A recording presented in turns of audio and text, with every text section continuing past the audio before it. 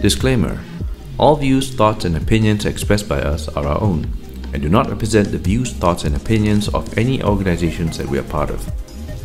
The material and information presented here is for general information purposes only. The names and all forms and abbreviations of any entity mentioned throughout this podcast are the property of its owner, and its use does not imply endorsement of or opposition to any specific organization, product, or service.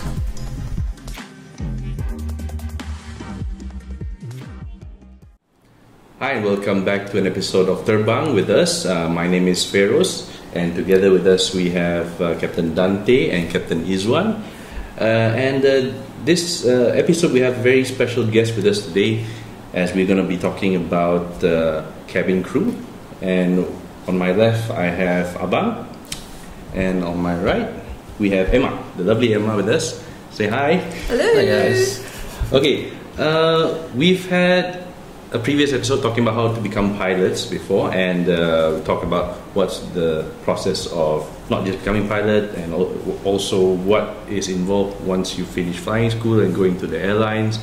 And we like to take the perspective of what's it like becoming a cabin crew. So let's start first of all with Abang is trying to gesture to Emma, but I'm going to start with Abang first. Not ladies first today. Not ladies first today. Yeah. Gentlemen first. Abang, how did you start? I mean, right now you are still working, right? Yeah, currently, yeah. Yeah, you're currently working with an airline. And can we know, like, how long have you been flying? Okay, first of all, I would like to thanks for inviting me to this podcast, Terbang. And I started my career in 2010. 2010, end of 2010. I started my training in 2011. I started with a premium airline with my previous lovely Malaysian Airlines, of course, our premium airline in Malaysia. And then a few years later, I jumped to our low-cost long-haul airlines. Yeah, and then now currently I'm working with another low-cost airline as well in Malaysia. I started my career actually with after my diploma. I started with tour guiding. Wait, what diploma did you do? Tourism. You did diploma in tourism. I did tourism. So you did you finished the course? Yep, I finished the course and started working in tourism. In tourism industry, yeah. So after that, in 2010, you became you joined as a cabin crew, and working until now. That's 14 years. Yeah. Yeah, your career is in Form 2 now. Oh my god. Okay, so you did a diploma. Yeah. And just as you started working in the tourism field, you decided you want to become cabin crew. Okay, can you tell us how that happened? Okay, that actually happened in a very interesting way. I was working in the morning, of course, in a travel agent, one of the travel agent in Kuching, in the city center, and I was scheduled to send our guests to a hotel, which is Pullman at the time. Pullman Hotel, yeah. Pullman Hotel, and I saw there's an interviews in the progress, and at the same time, my boss was there together with me. My boss from the travel agent, of course. I see. And then he is the one who is pushing me, actually, to ask me and asking me to join the interview. Oh, interview for cabin crew? Yes, for the cabin crew by the Malaysia Airlines at the time. And I was like, "Are you sure, boss?" I said, "Yeah, why not? Just try it. Just take all your certificates and everything, bring for the interview." I said, "Okay, then yeah, sure." Then I went for the interview. I still remember my number at the time was 1084. That's your lucky number. The lucky number. 1084. Oh, your number giliran. I see. Yes, Your sequence number. My second number. 1084 out of 1086. Oh, you're the second last. Yeah, my second, because I need to. So you're the get third back. last. Yeah, get back to the office and took everything and take a photo at the shop nearby. Wow. Yeah, So you everything didn't happened go there, before is it? It's just ad hoc. Ad hoc, all in that one morning. And I made it before 12 because they closed the counter at 12. And I made it, I think 10 minutes before 12. That's why I was like third last of 1,000 plus. And then I went for the interview, and I got through the second stage, and then the third stage gonna be the next morning. Yeah, was at the next morning, of course. And there's another 2 stages the next day. Are they all just the stages? Are they interviews only? No, there's starting with self introductions, and then second one is a question and answer in a group, and the next day, third one is a grooming check. Groom check. Yeah, grooming check. They all check all the scars and everything, which I think they should have done it on the first stage, right? Like basically, yeah. But they did it on the third stage. I don't know why, but maybe I don't know what happened. What about like I don't know what the criteria are. Like they check for scars. Yeah, if there are scars in the certain visibility area, Uh-huh. they wouldn't accept it. Oh. Maybe they will advise you to how to cover it. If it cannot be covered, then I think they're just gonna reject you. What about tattoos? Tattoos also I see. only on the certain visible part. I think on the elbow length. Yeah, If you wear your uniform, then the tattoo must not be visible, right? must not be visible. When you're in uniform. When you're in I uniform. see. Oh, That's the thing. that doesn't count the long sleeve jacket, does it? No, So whenever you're in short sleeve, like because during my time, the uniform they still have the short sleeves. oh, inside. it's the white shirt. Yes, with the green jacket. Turquoise. That's the green jacket. What do you call that color? The green. I actually have, you see my shoes. Look. It's like marine something, right? Yeah, green. So yeah. So at that time they still have the short sleeve and the green jacket on, but nowadays they change it to a long sleeve with a grey jacket. I see. So Yeah, basically, anywhere nowadays, if you have tattoos or scars, shouldn't be an issue, unless if you're talking about female crew, because I think the kebaya goes only 2/3 length of your. Yeah. See, don't ask how I know. Just That's why I'm just very suddenly got this. Pilot's very observant. He do his own work. Okay, so you cleared one, Cleared two. 1, 2, 3 grooming, and then the fourth stages. The fourth stage, we get the one-on-one interview. I see. Yeah, and then out of 1086 participants on the day, only 14 of us. Wow. 1-4. Oh, really? Only 1-4. Only 1086. 1086. This is both male and female. Yeah. Both males and females. Selected. Out of the 14, only 2 And he's not even male prepared for crew. that. Oh, serious? Yeah, you're not prepared for that, right? Yeah. Because it was impromptu. My boss. Technically, he was prepared, lah. He's been preparing since. Out of 14 selected, only 2 were male. Male crew. You and another colleague. Me and I still remember his name, Ilyas, one of the actor in Malaysia. I see. He's selected. Oh, And he's still flying there. Ah. Still there. He's still there. Wow, that's Yeah. interesting. Then, Very Impressive. interesting. do you mind telling us, like, when after the interview, when you got accepted, was it on the spot or? Anna, they told me that I will get a notice maybe in 2 weeks period of time, but I got my answer on the 4th days. 4 days, and they will give me they gave me the reporting date. So I see. So like, basically from your interview to your reporting date, how long did it take? About a month. That's very quick. Very quick. Is that usually the timeline? Yeah, usually there. Oh, that's About 1 or 2. They will ask you if you manage to to get just a 1 month notice or not. I said, and then I asked my previous boss. Yeah. And he said, by all means. He was already- he's already like. He was the one who was like, Balik, "He's habis still go lah. Is your boss still around? Yeah. He is with Sarawak Tourism now. Thank you. Wow. Thanks, boss. Yeah, I'm here because of you. Hey, you. He's very, very nice guy. He's a good boss like that. You know? He's a very nice guy. And he progressed himself in the tourism sector. Yeah. Yeah. Very good. Good progress. So when you started, you trained for which aircraft type first? So when I started with Malaysian Airlines, I started with the 737-400, the Boeing, the old one, and then there's a new 737-800 coming after a year or 2, and then I also did 330 Airbus. Ah, Airbus A330. So you did narrow and wide body. Yeah, both in MS. that time we call it D-fleet. D-fleet. Yes, Yeah. dual fleet. Dual fleet. Oh, you guys. Oh, so you were serving both the 737 and the 330 Yeah. within the same roster. Yes. So in a month you can do like. Is there a limitation like how many flights on the 330, how many on 73, or you just it's scattered? Sometimes you do more. Yeah.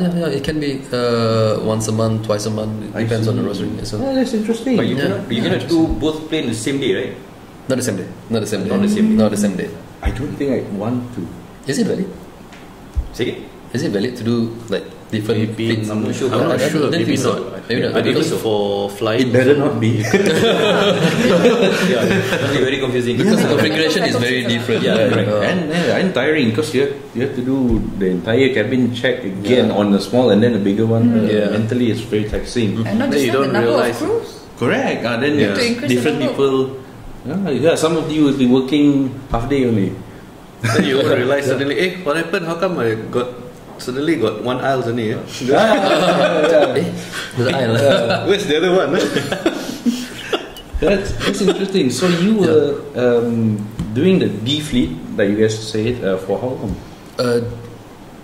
I think like forever until I left the airline. see. So I was rated for D fleet, and the training went for 3 months. 3 months. 3 months for both types. For both types, to yeah. cover The both outside, types. yeah. That's Cover both interesting. types. Where did you guys do your training? Sorry. Where did you do the training? The training was in the Malaysian Academy, Malaysian Airline Academy in Kerajaya. Kerajaya, KJ. That was They have a very nice facilities there. They provide the hotel was provided for Sarawakian, all the Borneo crew who's from Sarawak in Sabah. They provide the hotel for us to stay for I think about 2 weeks or a month. I'm not mistaken. enjoy. And after that, they give you time to get your own place. Yeah, which because you are working there already full time. Yep. And like the Malaysia Airlines Academy, right? That's what it's called back then. Yeah, Malaysian Yeah. Academy. Yeah. You guys train together. I mean, I understand like you probably have some ground classes, and your ground classes. The entire thing took. The ground classes alone usually how long? The ground classes, you mean separated from the safety? Or just only. classroom. No, for everything. Classroom. Like, when the first day you Yeah, joined, from the first day. how was your training? How was your training like? Like just a brief description. Okay, yeah, we're gonna start with our basic of aviation. It's gonna take about 2 weeks. Basic of aviation. 2 weeks, basic of aviation. What do they do in there? Yeah. Get to know what is aircraft, how aircraft works, and then get to know the parts of the aircraft. What is this called? What is that called? And then almost basic of the aviations. The phalange. The history of the airlines itself. You know, the history, what yeah. were they called before? Until what year? They changed to what aircraft from what aircraft. I see. Yep. Did you guys pilots have to go through that one as well? Oh, yes. Yes. In flying school. Oh, that was your interview question, right? It's like how? Yeah. You have to talk about how long this airline has been around. I see. No, think you that's guys had to for go his for one. like what Then, kind of the airline that they had to study the history and such. Did they teach you all that as well during the ground class? I don't think so. No, You I go mean, basically for the- straight into operations. Because it's when you went through the cadet program, right? Yeah. So But I don't remember did they they ask you during the introduced all interview? No. Maybe I'm not paying attention. Like for me when I joined, Yeah. it was straight to ground class type rating. Like thing, basically We didn't have like operating. any- Correct. I see. Oh, that's interesting. We don't have any grooming class, communication No class, no leadership class, no, right? No, Because communication is already part of the requirement to be a pilot. So I guess they just assume we had leadership. they're going to make sure you have leadership by the time you get your 4 bars. Yeah. Okay. And then so that's the ground school you did. The introduction of aviation, Aviation. and then grooming, and then English class. The announcement rating class, and then we start our safety. After that, Safety is covering what? or consists of both aircraft. 737. Seven. All the features. All the features, all the the what's it again? the safety equipments, the safety procedures, emergency procedures, and also First aid. first aid. They'll put it all together in that 1 month and a half period. So just 1.5 months just to get rated for both I see. So the rest is your line training, like. The rest is line training. Yeah. Oh. Yeah. So total is about 3 months. 3 months. Then he's online. Yeah, total of 3 months. Together after that, we finish it up with service, because after the safety, once you pass the safety exam, then you're gonna be given by with uniforms. That's the best feeling ever, man. I see. And when you don your uniform, shit. Luckily those days we don't have any smartphones. Yeah. Yeah. That is one of the It's good and bad. Sayang, but sayang. I think those kind of things. I think airline would probably clamp down on. What's the policy on those anyway nowadays? I think people I don't think so. I mean, you can't run away from all this. It's social media. It's part of the marketing. You just gotta embrace it. I mean, like look at Qatar, right? Even Qatar recently they allow their crew to post. They recently only allowed. Previously they don't allow. What about Singapore Airlines? They also have this policy, right? They're not allowed. They're not allowed to post in uniform, but only after you resign. Oh, is it? If you still have. Okay. But I wonder, most of them they're like. They blur the part, blur the uniform part. Blur the uniform Oh, I part. thought Whenever naked. How are you sure? I thought they were pixelated because they were wearing. That's the reason. I remember there's one blogger actually who was ex Singapore Airlines who detailed all her experiences back in the day, and she talked about what it's like. I think talked about all the processes of becoming and what's it like to work as a cabin crew as well. That's interesting. And once you got your uniform, then you start your line training, is it? And then what is your favorite part about the training to become a cabin crew? Oh, of course, the wine testing. Nah, kidding. You had that? Premium airline. That's one thing. The perks of being a premium airline crew. You will be. You can choose if you want to be a wine ambassador. So you are an expert in wine. That is ambassador. Wine ambassador. We had that training before. So you were one as well? No. I was the unofficial wine ambassador during night stops. From the cockpit, just open the door. Wine and beer. So that's interesting steps, First you become the safety officer, and then you become nurse, and then you become the firefighter, bomba, and then suddenly you become a bartender. Suddenly you become a bartender because you're gonna learn about how to mix the cocktails and everything. I see. Yeah, true. The right temperature, bro. That is very specific because when you work with premium airlines, you're not gonna serve just a economy class. You gotta go for business class, first class, and there is no specific rating for certain crew, because some other airlines or some other premium airlines, they're gonna rate you as you're gonna work for business class only. You'll be business class only. I see. But for Malaysia Airlines that time, everyone can work anywhere. So I think that is better. So it's actually good. Expose. It's good. That knowledge is you cannot find anywhere. Yep.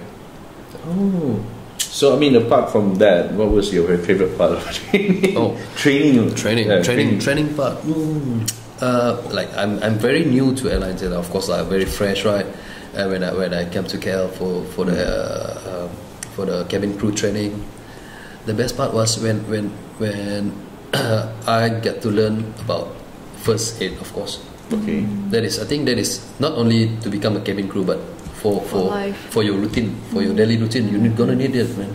I see. Even though at home, right, when you see your parents or your family members, like, why you cold sweat, or having a bad cough, I see. That is when the knowledge you need it the most. Everything you learn during first aid. You guys consider as certified first aider? Yeah.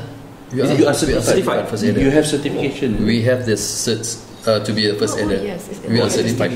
You have the card, and then that's why whenever touch wood, but if anything happened anyway that you were around, you can claim yourself that I'm a certified first aid. I'm gonna attend him, call an ambulance or anything. Even you're not in uniform. No need a uniform. Yeah, that's cool. As long as pretty cool.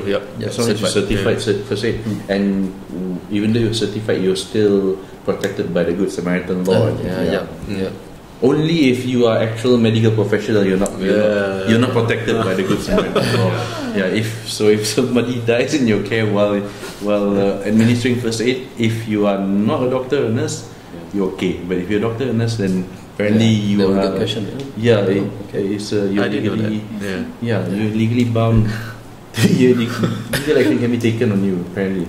But I correct me if I'm wanted wrong, to ask this like for your when you first join, right? Do you have?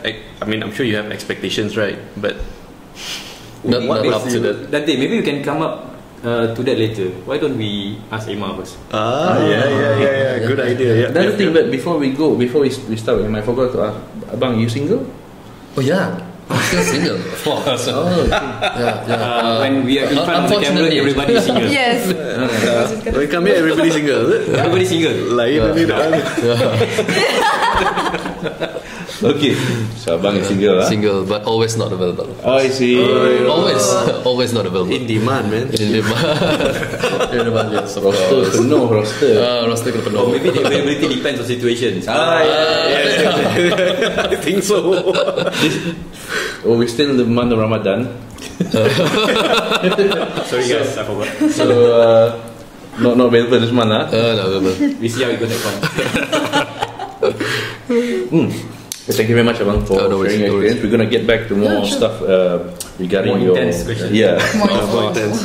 I think his one is waiting only. He's waiting only. Okay, now we're going to my right, our special guest as well for today, which is Miss Emma. And first of all, I've heard from a very reliable source that you actually used to be in the teaching industry, in the education industry, right? Same as me. So, what were you doing before you became cabin crew? Before I was a cabin crew, I was actually teaching in one of the local universities. Okay. So I was teaching diploma students. What were you teaching? English. Yeah. Which local? Sarawak local or Malaysia local? Malaysian local university. But Sarawak branch. I see. Sarawak. Okay. English as well. You also English teacher, that's right. Yeah, we both are English teachers. So, how long were you doing that before? I mean, when you finished school? I completed my degree and I was just applied randomly here and there, and I got a call from that local university. I see. Just about 1 month after my last semester. So you're a degree holder? Yes. That means you only got your job secure before you even graduated. Yes, I mean I finished my course. Yeah. But I've already gotten the job before I went for my graduation. And your degree was in? Linguistics, but majoring in English. Well, she's good with the tongue. You see, sometimes this cabin crew waiting, like, tried and tested. You won't know what they have. You got diploma, you got degree. Yes, that's the best thing about cabin crews. We all come from different backgrounds. You'll be surprised if you actually have the time to ask each and every one of us. We all come from different backgrounds. Some are even from law. Some are from engineering even, but they just choose to be a cabin crew. As I understand it, some are even from medicine. Yes, that's true. We have ex-nurses or ex-medical assistants. I'm now reading there's like doctors who are going in now. Who wanted to go cabin crew. And I actually, interestingly enough, one of my juniors in MFA in flying school, apparently she joined flying school right after she left Fireflies. She was in Fireflies as cabin crew. Before that, she was a doctor. She was an MD. Impressive. Yeah. I guess she's just one of those people who just wants to try everything. Try different things in your life. And probably like the doctor thing is maybe parents ask to do, but once you can do that, you can basically do whatever you want. Actually, the same thing with pilots also. There's some who always wanted to become pilot, but like the parents said, no, that job has no hope. Like go and take your degree or diploma or something like that. After they did that, then they still want to do flying. And I guess it's the same for cabin crew as well. Yeah, I had to do that. Yeah, It's a good example. Yeah. I also did my TESOL degree. Yeah. Oh, so TESOL. Yeah. Then I had to endure, I think, another 2 years after graduating of working in the automobile industry before I was allowed to go for flying school. Allowed to. So, how long were you teaching before you suddenly decided to switch careers? Or no, it wasn't a switch of career actually. It was something that I've always wanted to do, to be a cabin crew. The part where I became a lecturer was actually something you would say a detour before reaching my goal, which is now where I am. Being a so is that like even my students parents' requirement, or sorry, is that a parents' requirement? Not so much of a parents' requirement. I mean, both my parents are in the education line as well. They're both teachers. All right. But they okay with your decision of become a crew. The good thing about my parents is they are quite supportive. Not quite, they are very supportive of whatever it is that we choose to do. But how this decision came about was, I think, I was actually deviating away from my real career that I'm supposed to do, which is now. So I guess at that time I was in denial. I feel like, oh, maybe I'm not tak layak kot nak jadi crew. So I'm like, okay lah, go to the education line. But the more I'm there, the more I want to be. I understand that, because I was something like that also. But like, you know, mine was like only 2 sems, and then after that I went to flying school. So I at least you get 2 sem. Huh? At least you got 2 sem. I got no sem. But you never tried anything else. No sem. So the good thing about your path is direct. Even my students knew about this. Like during class, I would mention, like, I actually want to be a cabin crew, but I've never actually tried for it. Oh, so that actually leads to the question I wanted to ask. Actually, did you try to apply before you became actually a lecturer? No. This is what I'm saying. I didn't have the confidence before that, so I always thought that I don't tak layak lah, tak tinggi lah, tak cantik lah nak jadi crew. So I said it's okay, I'll just do something else.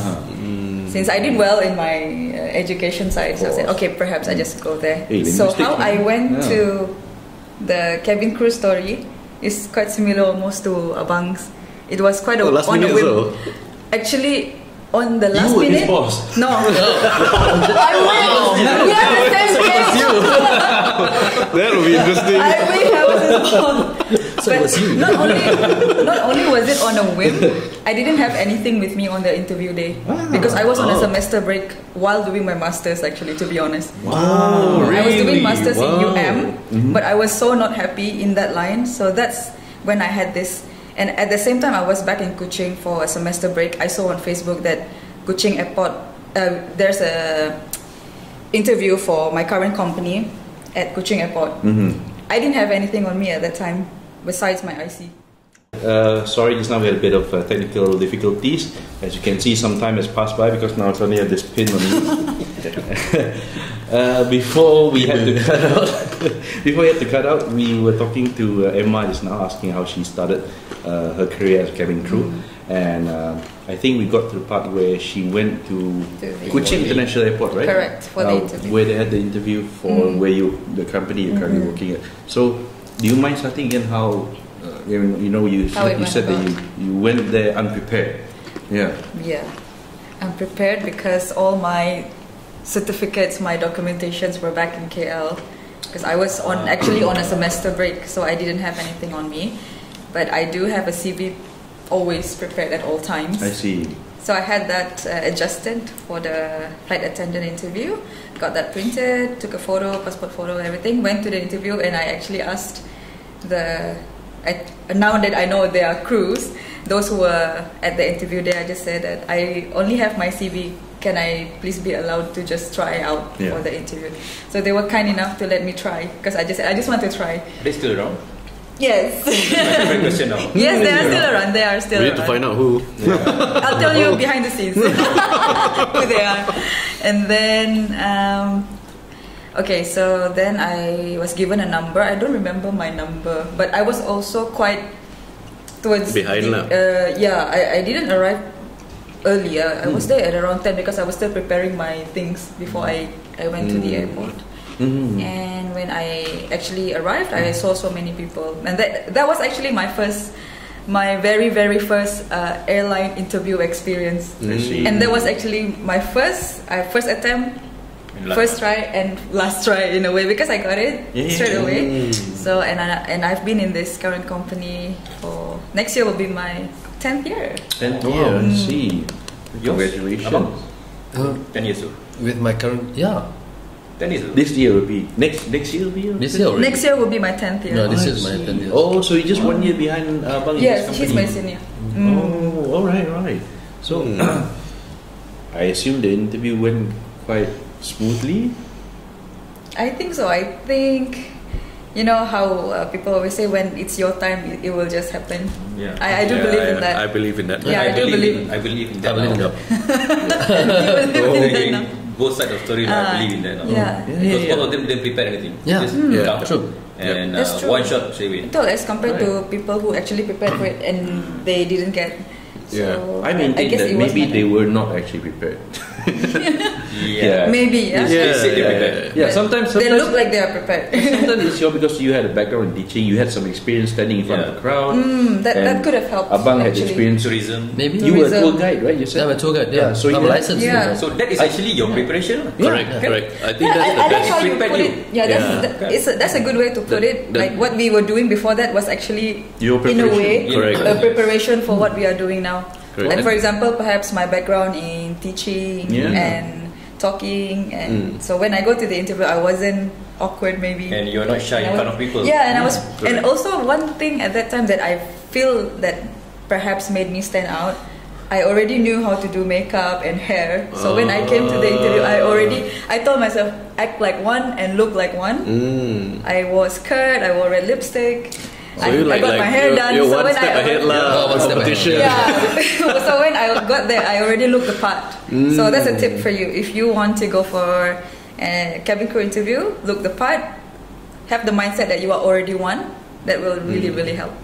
I got another tip also for the guy, for whoever's interested want to become cabin crew.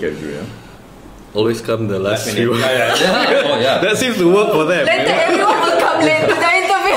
Yeah, if everyone is late, nobody is late. Don't come late, Yeah. but just Maybe just that's a good on time. That's a good trick, Yeah. Because the focus You is still also on the last the few last person, right? You were like how many people were there that day? Did you find out? On my day, it was about close to 200. My number was probably 16 something or 17 something. Not very last like Abang. I see. But quite towards the end, because I got called in at 4. I came at 10 a.m. I got called into what the time room did they stop? 4 p.m. I think at around 6. 6? Oh, okay. I got Okay. called into at around 4 p.m. So I waited for about 6 hours. Wow. I see. Lama That's juga. enough. Like to 6 wait hours. there. It's like a flight from KL to Delhi. 2 seconds. Yeah. Yeah. The process like okay. Let me try to remember. You come and register first. Register, height check. What's the minimum height requirement? At 157 centimeters for my current company. 157 for female crew, right? For female crew, that's right. For male crew? 170. 170. 170. 170. Yeah. For male crew. For male crew. Yeah. Oh, really? And the difference is because for female crew, is it because you are issued? We also we are shoes. issued cabin shoes, which has a little bit of heels, like a 1 or 2 inches. I heel. see. So that's where the height is compensated by the heels. Yes, But for by- male cabin crew, you You don't. guys got any idea why there is a height requirement? Yeah. It is actually because of the. But nowadays, I don't think they are focused on the heights. They are Now more focused to on the the reach, right? point. You have to reach a You certain. have to reach a certain point or certain reach heights this, because you need to close the compartment and you need to be able to reach reach safety safety equipment equipment. in time. Yeah. So that is why. Yeah. So that is why It's you not need to. just that. So that It's not just about the height, because you could be tall, but you might not be able to reach. Short and hand. you could be arms. you could be a little bit Tall shorter, and short but hands. your arms could But reach. you have gorilla arms. Yeah, T-Rex. Yeah. T-Rex. Yeah, correct. Oh man, PT Yes. T-Rex. They can't. So if you see a cabin crew with long arms, you know she did well on her interview. So that Yeah. means during the selection process, they actually assess your reach. Yes. Yep. There is, That's it. And you must be able to reach with both hands. with both For hands. female, you can tiptoe. You for can tiptoe. men, because stand technically tiptoe will be like you're wearing heels. Ah, okay. Well, that's interesting, Right, no? right. Yeah. That's cool. Luckily, I mean, For pilots, actually we never spoke about that with regards to pilots. But there is there is. You guys have Yes, there is a requirement. I can't remember what it was because I had someone who was in flying school before who was like below flight time. below the requirement. Below the flight time. But he went somewhere else to do his flying. But if I'm not mistaken, for pilots, limited. last time only airline came out with that restrictions. The height restriction. It's only airline, right? Yeah, only airline, because if you go to take a license under personal basis, I mean private cadet. Yeah. I don't think there is any requirement. No, but the guy that was in flying school that time when I was there, he was not airline cadet. Private cadet. Yeah, private person who wanted to do flying, but because of the height issue, then they gonna be in commercial. yeah he didn't get to do it in Malaysia, but he went to another country and got his license. He cannot reach the. I think now the requirement is as long as you can. It's like something like glasses, right? You can be compensated by the seat, right? Yeah. Depends on the. I think depends on the manufacturer of the aircraft as well. But then you won't know because when you go for the SIM check. If they see that you're kind of short, then they'll make you sit in the seat and make sure that you are able to maximum adjustment. You can reach the Cat 3 balls, I think. But this will be for airlines, These are for the airlines, because I noticed nowadays, like when I started joining, of course during your time, like before me, I noticed like they kind of take a certain height. But when I started joining, there seem to be like people who are a little shorter in stature, but they make it. And because I'm in flying school, and I said, hey, this guy is kind of tiny. Like, is he wasting his money? And wow. I mean, no offense. I was just concerned about his investment because he's paying so much money, and then if he doesn't know that he actually won't be accepted by any airline in the first place, and I would put the blame on the flying school, to be honest. True. Money only, right? Because even in flying school, I had to sit in the Piper Warrior with the booster chair. Yeah. The flying school aircraft had pillows, right? Remember? You guys they gave pillows, is it? We had to bring our own. One guy brought a straight up, like, a sleeping style, He has a backpack. I don't know if he's working now. And I know he's Sarakian. Wow, that's a lot of clues, man. But he wasn't that small. But I guess for the Piper Warrior, he used to carry on a backpack. I asked, hey, how many books you carrying? He just opened it. It's just a pillow inside when he goes for flight. So yeah, that's an interesting thing, because at least for cabin crew, there is empirical reason. Empirical limitation that you must be able to reach. I guess unless you find a workaround for it, like if you're short, then like you just panjat kerusi and like take the emergency equipment. Correct, yeah. But I guess what if in an emergency you must be able to reach it without. If you have to climb, you climb. I mean, in an emergency situation, you will have to try to get it by hook or by crook. Yeah. Alright, so you passed your interview, and how long until they called you and to tell you the good news? Yeah. Okay. Within a month. Within a month, I got an email to go for the medical, but still email. I got the email from the current company at currentcompany.com. So I was like, okay, I got something, but still it was a medical checkup. So it's still not a confirmed yet, because you have to pass your medical checkup first. There's one particular thing for a cabin crew which I think our viewers might not know, which I will tell you now what it is. Yes. One of the key that you must have to be a cabin crew is you cannot be flat-footed. Oh really? Double check your tapak kaki. I cannot be cabin If you're flat-footed, you will fail the medical checkup. How you know? Oh, Then check. Okay, you can see. You can feel as well. Meaning the whole leg. If you go to the shower and it's dry, you put your feet in the shower. That's how you check. Then you step on dry tile. If you can see your entire footprint there, then you're flat-footed. By right, you there's a shape like that. You gotta have that shape. Yeah, the arch. So if it's like that, I am completely you're not flat-footed. okay. Yeah. So yeah, cool. I didn't know that. So the limitation of people who are flat-footed means they cannot stand very long. Yeah, because for our job, you gotta have a back injury. We stand up for quite an extensive amount of time, especially like Abang has worked in a long haul career. I believe your service go on and on and on. Yeah. That's the only reason I'm not cabin crew. They're walking to the destination from KL to Delhi. They're walking. That's right. Yeah. Walking all the way. Walking to Sydney. Walking to London. He walk all the way to Sydney. Okay. Oh man. Okay. The medical. I actually have a question for the viewers. I mean, on behalf of the viewers. You guys are pilots. We have to go for medical checkup. We have to earn our medical certificate. This is a regulatory requirement. For cabin crew, is it the same or is it a company requirement? I believe it's a company requirement. I see. Because it was arranged by the company for the company. So when you pass, it's the company. The company gives you the green light. You don't get anything. You have to get certified by like CAM or nothing. No, kan abang. Actually, the medical checkup only a certified doctors. Only certified doctors by certified doctor. Same like that. Same. Yeah, that's why you go to the same clinics as we do. That's why I was wondering whether it's a CAM requirement. I think that is CAM requirement because it is a CAM? only CAM certified doctors. Yeah, correct. Can they were right. This was quite recent, right? Like previously, they didn't have all this. So when you started, you already had to go for medical.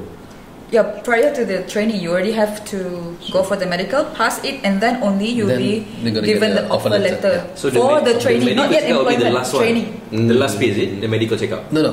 Before you report for your first day of training. Oh. I mean for selection process. Selection process. Correct. That will be like the last stage lah. So you gotta tick all the boxes, pass everything. You're almost in lah. Almost in. So that is like a flight ticket lah. Before you go to the your report the first day. Clean. You don't have any severe or serious medical condition.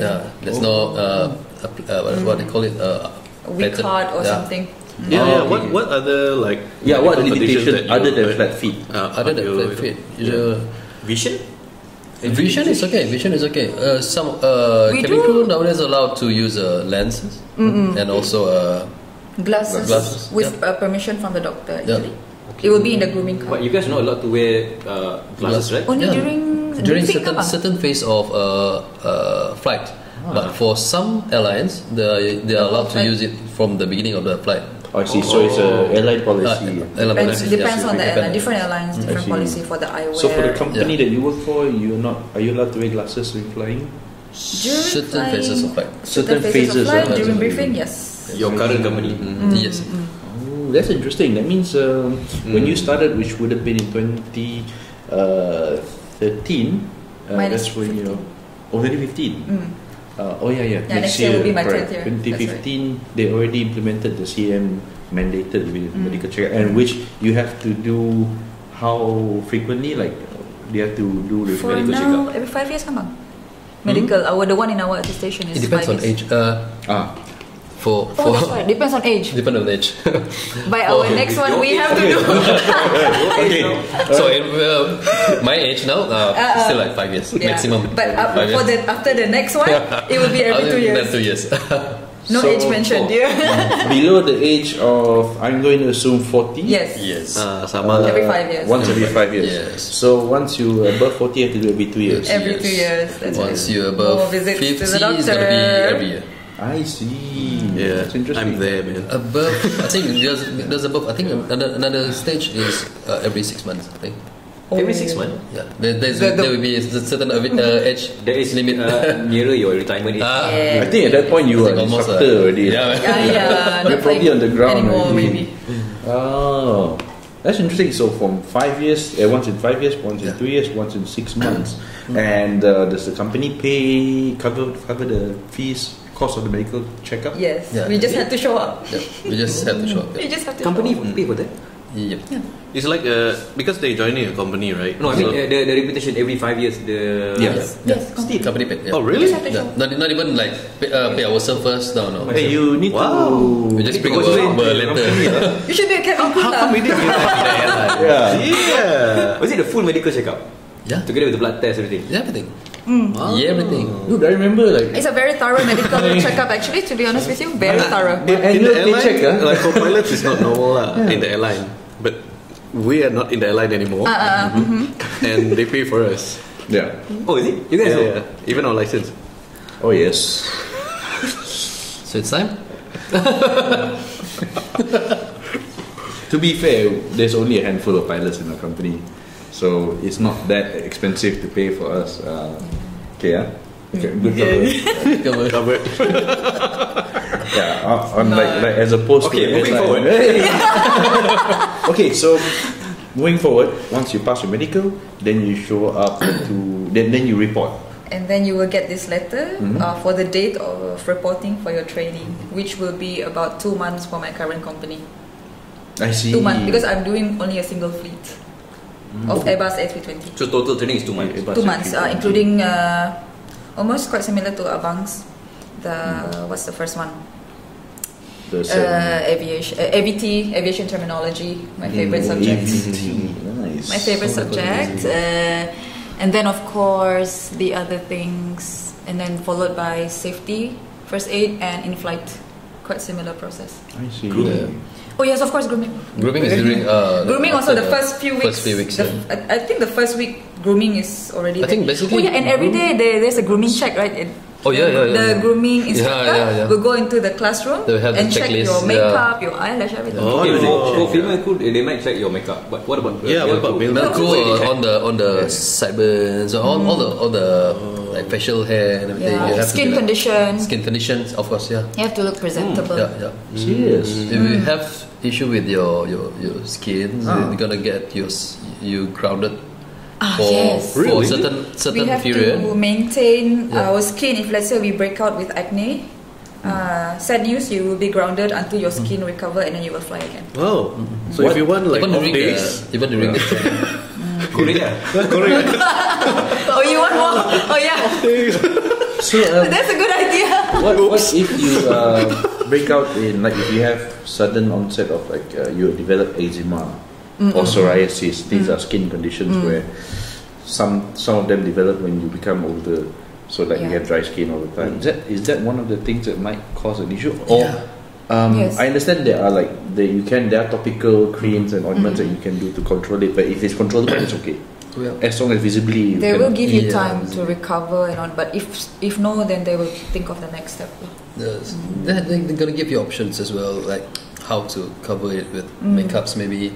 You know, they will try to help you to cover as much as possible. Because we are dealing with customers face to face, sort of like the first hand experience. So you really have to look presentable for our passengers. So is that even applied nowadays? What do you guys think? I mean, you're presentable, or it's a marketing thing lah. There should be a balance of that. If you look good, then you don't know how to do your job. Not good. Correct. It has to be. I mean, it's almost the same as with pilots, because for some reason you pilots are quite good looking. Is it? You pilots, really? You pilots.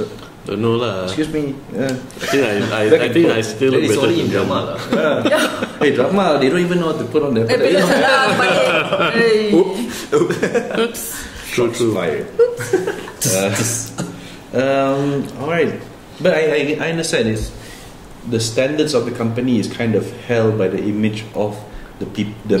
Why do you think the banners are always using cabin crew? Yeah, if you think about it, you could use image of all the other stuff, but they always use cabin crew because we are the first, the most direct experience a customer will have for the airline. Because pilot, we can lock ourselves inside the cockpit. Correct. Some of the pilots never come out one. That's it. And some they really like to be there. Yeah, some of the pilots, they want to be out as much as possible. And do the announcement. Wow, ouch. Oops. Shots fired again. Dadah kena mengena dengan yang mati atau hidup. Yang hidup dulu boleh mati. Yang hidup dulu boleh mati. Alright, so it's not easy being cabin crew. It's not just about looking good. It's sounding good. You have to portray this image of you have to keep your health. And also I understand because of the balance of the image thing as well. I suppose your weight also must be within a certain range. Yes. Our BMI will be monitored every now and then. So you should not exceed or be below that BMI. So you should look good in your uniform. Is that true that previously I heard that they said you must fit inside your uniform? Yeah, basically. Is it? Basically, yeah. Let's say for female crew who just came out from maternity. So you must fit inside your uniform. Yeah. Your current uniform. Your current uniform. Yes. So that is one of the requirement. You cannot alter your uniform, right? Yeah. Supposedly, because that is how they want to monitor your BMI.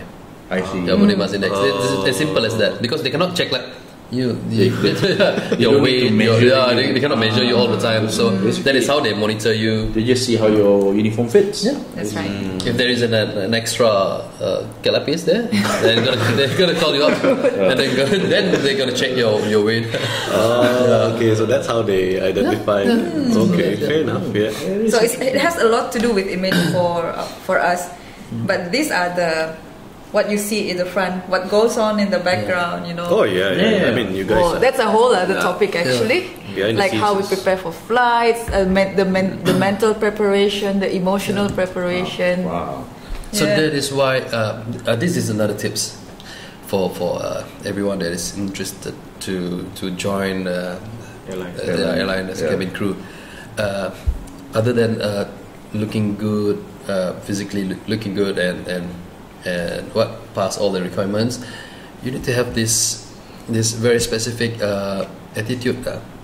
You need to know when and how and why you say thank you. So all those magic words to any problems that you are facing. You know, not only at home and not only at work, but at home also. You're gonna practice that before you go for the interview. Oh yes. Yeah. That is one of the bonus points that you're gonna need when you want to join the airlines industry. You must know how to say thanks. Yeah. You'd be surprised. Sincerely thanks. You would be surprised at some who are already a cabin crew. They do not know how to behave like the way Abang says. Like you need to actually, they don't know how to be courteous. So this is something to do with upbringing as well. So if you, like I said again, if you want to go for the interview, not just you want to look the part, you have to be mentally prepared to be that. Observe, or nowadays you have social media, TikTok, a lot of people giving tips. You have this internet to assist you, help you in becoming a cabin crew. So take all the pointers you can before the interview. I think during our time is of course really you cannot fake it, right? You can't fake it. Yes. So you have to practice it. Or if you got it at that time, maybe you are born with that kind of courtesy, you know, the upbringing, like Emma said just now, cara dibesarkan dengan all those attitude is another thing, kan Abang? I think that's why when we say just now, your previous experience working with other department, I mean others macam you dekat sectors kan, tourism, memang is a lecturer before. Maybe that is the thing that advantage. Evolve you, or maybe evolve you to sincerely say thanks, you know how to interact with other people, rather than those young just came out from school, straight away go for interview and they don't know how to do it sincerely. They say thanks, but you can't really feel them. Like I always say to my crew, muka have to tally with what you say. The expression has to be tally with what you say. Then you say, agree with that. Thank you. Thanks. Something's wrong there. Thanks. True. That's a very good point. Right, moving on. So you started your training, which was quite similar to Abang, and from the first day you report for training to the day where, is it same as what after you finish your ground phase, you get your uniform fitting? Yes, we do our in-flight, and we come to the best part, the SNY. SNY meaning? Supernumerary. Supernumerary flights. You are the extra crew. You see? You pronounce it very well. Supernumerary flights are basically observation flights. That's when you already don the uniform. You actually go to the aircraft, no longer in the mock room. You actually bring your trolley bag and everything, and you feel so proud walking through the airport. Oh, I'm a cabin crew now. That's the only time when you're smiling. Because once you be there, you go to the aircraft, is it? Yeah. Until you get asked safety questions by the senior, then you're like, why am I here? So you go in as a extra crew, and so you are supposed to observe how your seniors are doing. Where do you sit? Yeah, because on the SNY. Yeah. Normally we would sit in the jump seat, so that would be quite an interesting experience for someone. Jump seat is actually inside the cockpit. Yeah, inside the cockpit. Thank you.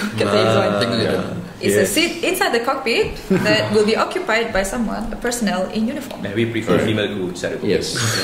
So true. Yes. Jump seat. So that's why I never mentioned about it, because I don't discriminate. I don't discriminate. I take any, because you're right. I don't know about this too. So how long is your supernumerary flights, your SNY flights? How many flights do you go for? I did 3 SNYs and then was straight away to my first solo. MS last time how? How many SNY and then I think only once. One SNY? One SNY. Because we have our OBV or observation flight first, and then SNY for each, because we have I thought observation and three types of aircraft. What is observation? Difference between observation? Observation. You're just sitting there. You just observe. You're not doing anything. You're not doing anything. You're not touching anything. When you're doing SNY, you can the operating crew can ask you to hands on, where you're gonna be like, or you can request for it, where you're gonna be like more confident or more, with their observation, a bit more hands-on observation. So like for does it mean like which airline is that? No, it's okay. It will be bleep. Okay. It's going to be replaced by the. Okay, so for my your current airline, the current airline. Sorry, what was the question again? Okay, so for your current airline, how?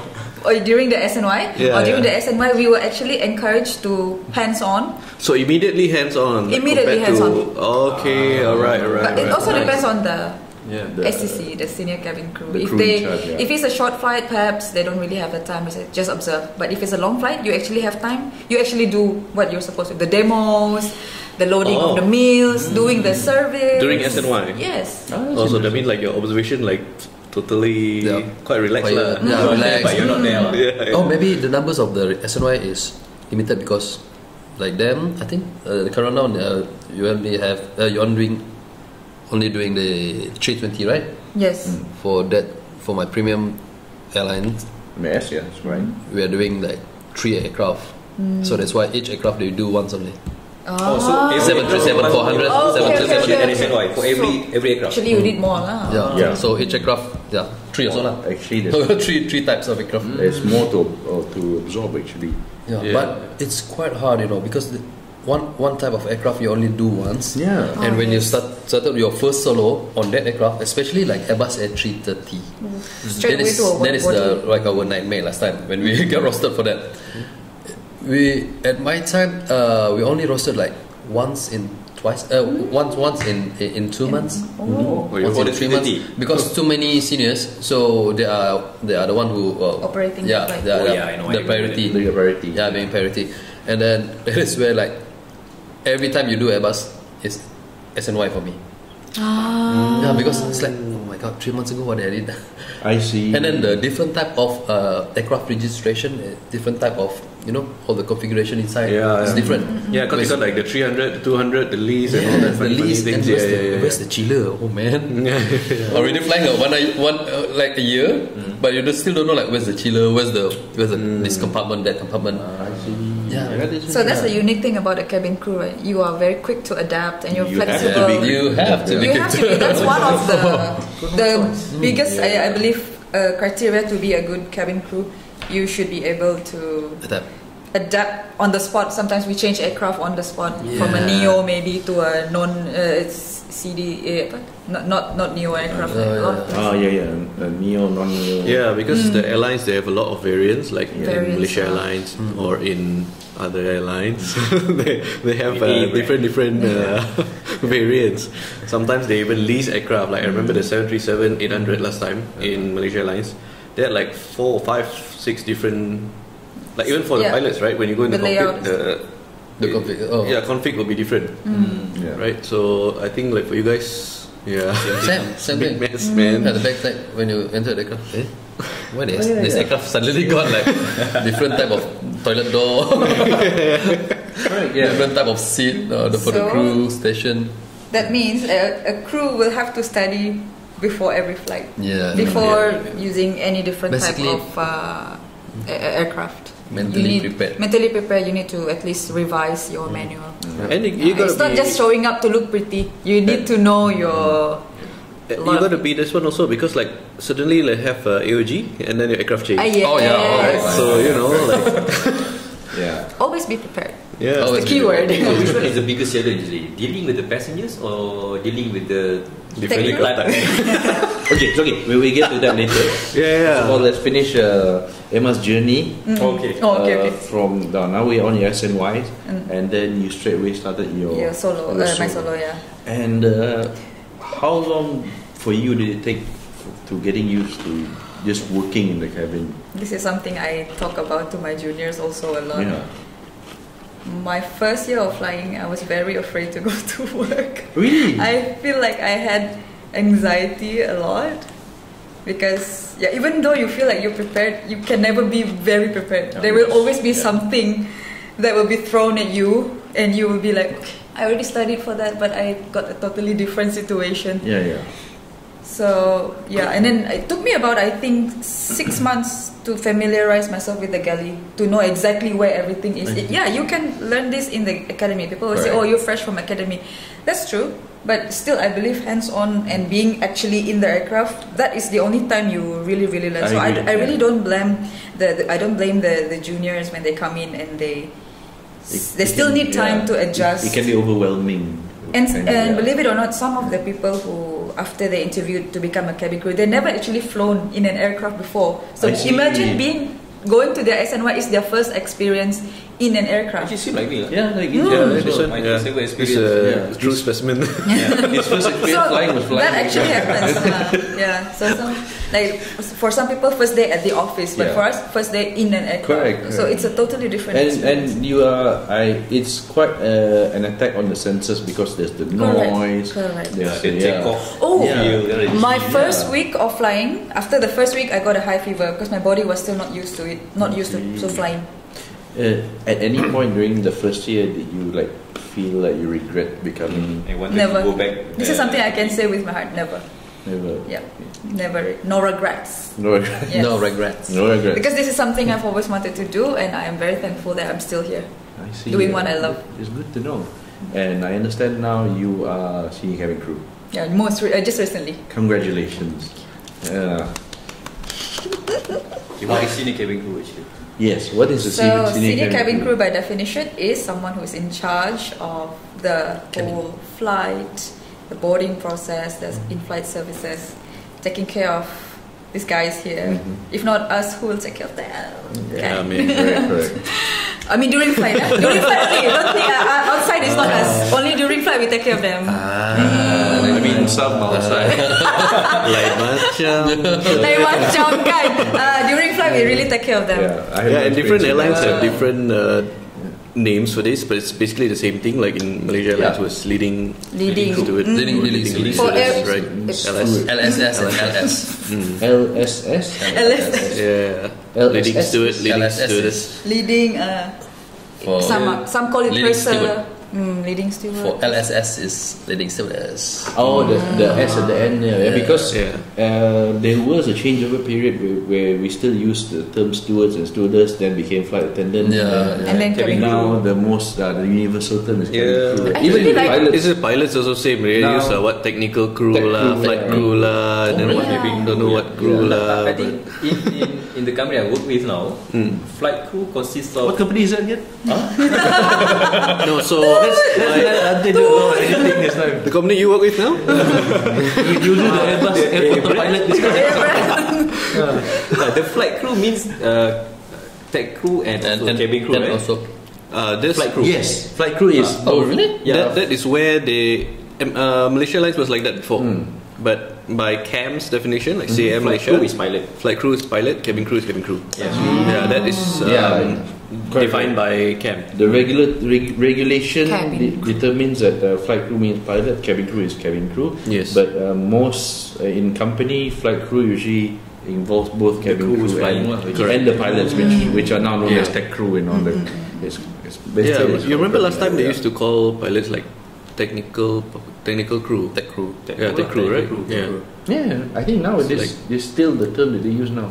That's like old school, man. Pilot they use only during recruitment. Be a pilot. But that didn't last long. After a while, they just. Is it? Oh, yeah, they didn't. Now your company still uses it, right? I'm not sure. Tech crew? Really? Tech crew? Is it tech crew? I don't really notice that in your current company. But I think he can say he has to edit it out. But I think in operation wise, terminology they use is tech crew. Tech crew, yes, tech crew. Tech crew. Whenever they're talking with the operation side, if you see the manual, it also says tech crew. In the manual, it's also tech crew. This is the SCP manual. Memos or I need to check that again. I don't want to be saying the wrong things. PIC, sorry. PIC, correct. PIC is for the commander, of course. Yeah, I don't think there's a technical crew in your SCP. No, it's PIC. No, I've checked. PIC, okay. PIC is the captain, right? So in the SCP manual is PIC, captain, first officer. That's what they use lah. First officer. Yes. PIC and first officer. Yeah. Yes, PIC, captain, first officer is all. They use all of them. Like crew also got, cabin crew also got, tech crew. No. Actually, tech crew, I think it came from Malaysia Airlines. I mean, not came from Malaysia Airlines. Other airlines were using it too. Singapore Airlines, when they used to recruit pilots, they call them tech crew. Technical crew. By Malaysia Airlines. Yeah, so there was a point where the world was using that lah. I don't know why. And then they decided, oh no, we're not supposed to use this. Use flight crew. Not technical anymore. Yeah, not technical anymore. Suddenly automated. Oops. Hey, anybody watching this, if you know better, if you have any more in-depth history about it, please share in the comment section below. Okay, so that is the end of your training. Then you're now the leading crew whenever you're in a set. Yeah, before we go there, we have to ask them the question I wanted to ask just now. What's the question? Okay, your expectation when you join the company. Expectations. I'm going to ask Abang first, okay? Okay, Abang first. And then I'm going to ask him. Okay, sure. Okay, I have to startle effectively. It's okay, nobody knows which airline you're working with now. Oh no, really? Yeah. But the first airline you worked with last time, when I'm sure you had some expectations. Yeah. What did you imagine? Did you meet the expectation, or was it like a totally different thing? Yeah. Cabin crew. This is what cabin crew is. Actually, I was about to share about this experience of mine and my vision actually. Okay. During we in our. Can I mention where are we now? I mean, like secret location. Sarawak. We are in Kuching. But secret location. So in underground bunker somewhere. As a Sarawakian, as everyone knows that we here locally, when you do any local job, it is a very low, how to say, gaji or salary or wages are very low with if you compare to if you work in West Malaysia, of course. That is what driven me to join Malaysia Airlines at that time. Okay, right. And I asked one of my childhood brother. He's still flying with Emirates, I think now. Last time he used to fly with Malaysia Airlines. Okay. Yeah, Abang Zairul, I still remember you. I see. And he's the one who also like gave me some words about, hey, bro, just come and work. I know it is not your dream job because he know me like daripada kecil kan. What is your dream job when you're younger? Interesting, right? Police laut. Marine police. That is my real. That is my real. Aku pernah jadi dream. Oh. Actually, that you get to do. You get to go to very interesting places, do very interesting things, especially in Sabah. That's why when Pascal came out with the movie, I was so happy. Oh, yeah, man. nobody gonna guess right about that. Yeah. It's pretty cool, man. Yeah. So I pergi, and then he said that come and join us. It's not as good as what you heard, but it is good. It's a good pay. So okay, as long as it's a good pay, I go. And then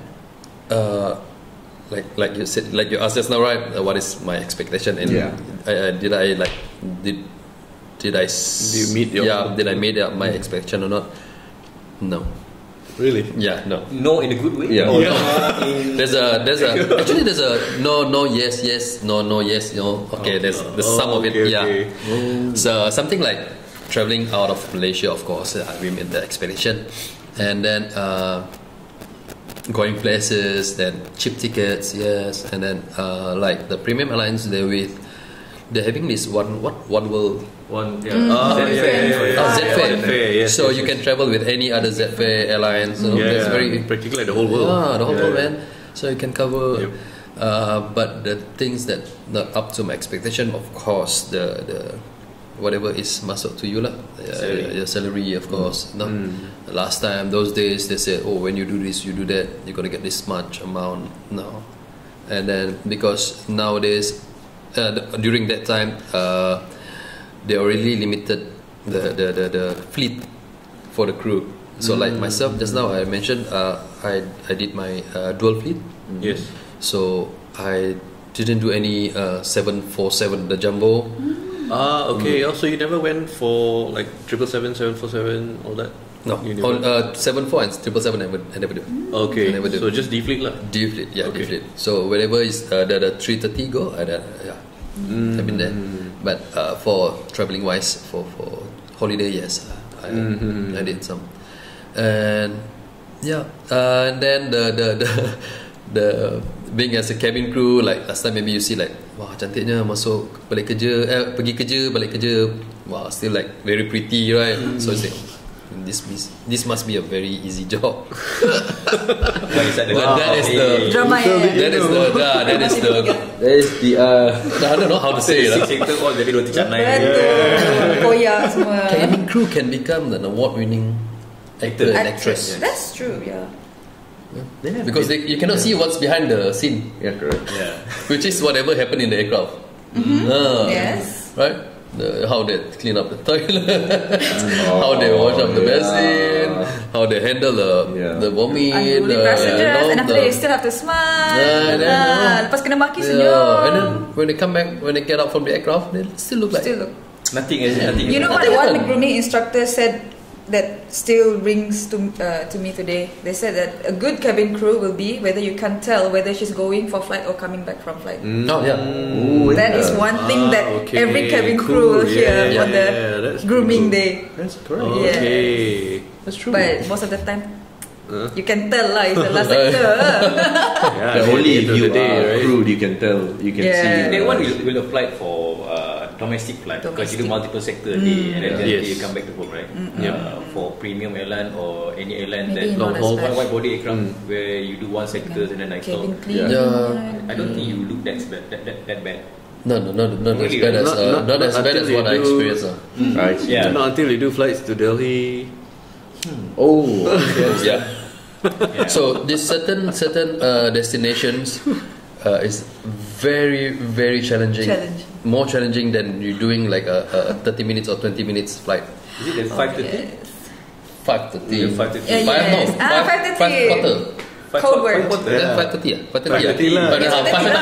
Sorry, 5:30. 5:30 time zone. People will know this code. 5:30. If you know, comment what it is. Without revealing the destination itself. What is 5:30? What are these challenges that you've been facing?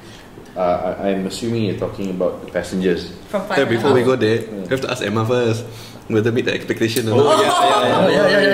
Okay, honestly. Wait, actually not done with Abang in terms of expectation. I had one more part. It's not like it doesn't meet your expectation, right? Yeah. Doesn't. Yes, no, yes. About yes, no, yes. It's like some below, some is more than what I expect. In average. In average. What do you think? Better. Better. Or just I think if not better, then he wouldn't be here. I'm not going to say if it's what not. about your expectations? as a single man joining a that is what makes it better actually. Seriously, man. I'm sure that if it wasn't as good, he wouldn't be single still. Yeah, man. Yeah. Well, it's like drowning. You're not drowning until you at this level. I see. You're drowning, huh? What? Drown until like gonna save you from drowning. Yeah, man. Gonna save you from drowning. Emma, so it was always your dream to become a cabin crew, and once you got it, you had some challenges when you started. But now that you are senior cabin crew, you're entering almost your 10th year of service. What is it like for you? What is it like as a senior cabin crew? Or, I mean, or your entire journey, like what was before you joined? What do you imagine it would be like? And now that you've spent almost 10 years in it, how do you feel? Yeah, how do you feel? Okay, I think if you are as a freshie, as what we call it, someone who has no aviation background, when you think about this job, you would think about the images that you see on the advertisements, that you're looking good, walking at the airport, and the night stops, and dancing at the airport. But really, it's not. And one of the things which I really didn't know before I applied for my current company is that I didn't know that there will not be any night stops. So I thought that I will have night stops. Really? Only at the first day of the academy. Then only I know I was already there. They're like, tak ada night stop. Then do we like wait, can I like there was a split second of like but I'm like, it's okay, I'm already here, I'll just do this. At that time, I didn't know, there are career. That's another good thing about airline is the career progression. You can always try out for the wide body or a different airline as you go about the journey as being a cabin crew. In that sense, why don't you try for other? You mean for other? Long haul. Upgrading yourself to long haul. I actually already got my email to go to the long haul. I see. But the timing wasn't right, and I'm glad I didn't go. I think everything happens for a reason, and I'm still here. If I had gone before COVID, yes. If I had gone, I might be retrenched. Stuck. Hey, if you go, if you go, then maybe you might be in Middle East. Yeah. We never know. We never know. But I But I'm okay. I'm actually I'm very grateful with the way things turn out in my life. So. I know it sounds macam susah nak believe, but I'm really happy where I am. Yeah. No, actually, I believe that. Yeah, I believe that. Yeah. You do. So things happen for a reason. Yes. Correct. Apart from like no night stops, do you feel like the career actually met your expectation? Was it below or did it exceed your expectation? I don't have the exact answer to this for now, but overall, if I were to be working elsewhere, I think I'll be complaining much more, and perhaps I would dread going to work as compared to this. That's the thing with us, there are good days and bad days. Those who work in aviation, we always complain. But the thing is, we stay. We complain, but we stay. That's right. That's right. No, but complain, but at the end of the day, we still stay. I think we do our job properly, right? There's good days and bad days. To be fair, I think that's a Malaysian thing also. I think it's a worldwide thing. When I was with Qantas last time, it was the same thing. The crew was complaining about the same thing what we were complaining back in Malaysia Airlines. Yeah, I know a friend who worked in Middle East also complaining the company didn't take care of them. So people in aviation like to complain. Yeah, we like to complain. It's human. Because it's a love-hate relationship. That's how we keep smiling at the end of the day. But it's actually we are not really complaining. We are not really frustration. If we really don't like it, we would go. It's renting out there. We're just renting. So at the end of the day, we're still there. Correct. And I think everybody does that. Like even in other jobs. I believe in other jobs. You said you hate it, but usually not. Yeah, actually, I don't think it's to the point that you hate it. How you know that you love your company? You stay. No. If you heard somebody from outsiders talk bad about your company. Yes. So actually, you like your company. Yes. So is it safe to say that your perception on your current your career as a cabin crew has been quite fulfilling?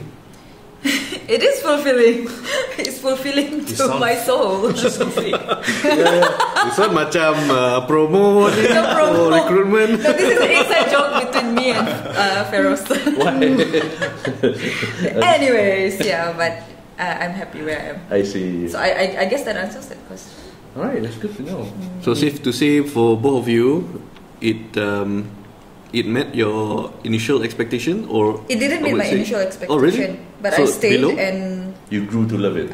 Yeah, because you just get to know that there's no nice stopping. That was really. But the opportunity is still there. Yeah, exactly. Right. Especially now that you've establishing your time as senior cabin crew, definitely there are more opportunities opening up to you in the future. But the thing is, right, the older I am, the more I don't want night stop. I want to go back to my house at the end of the day.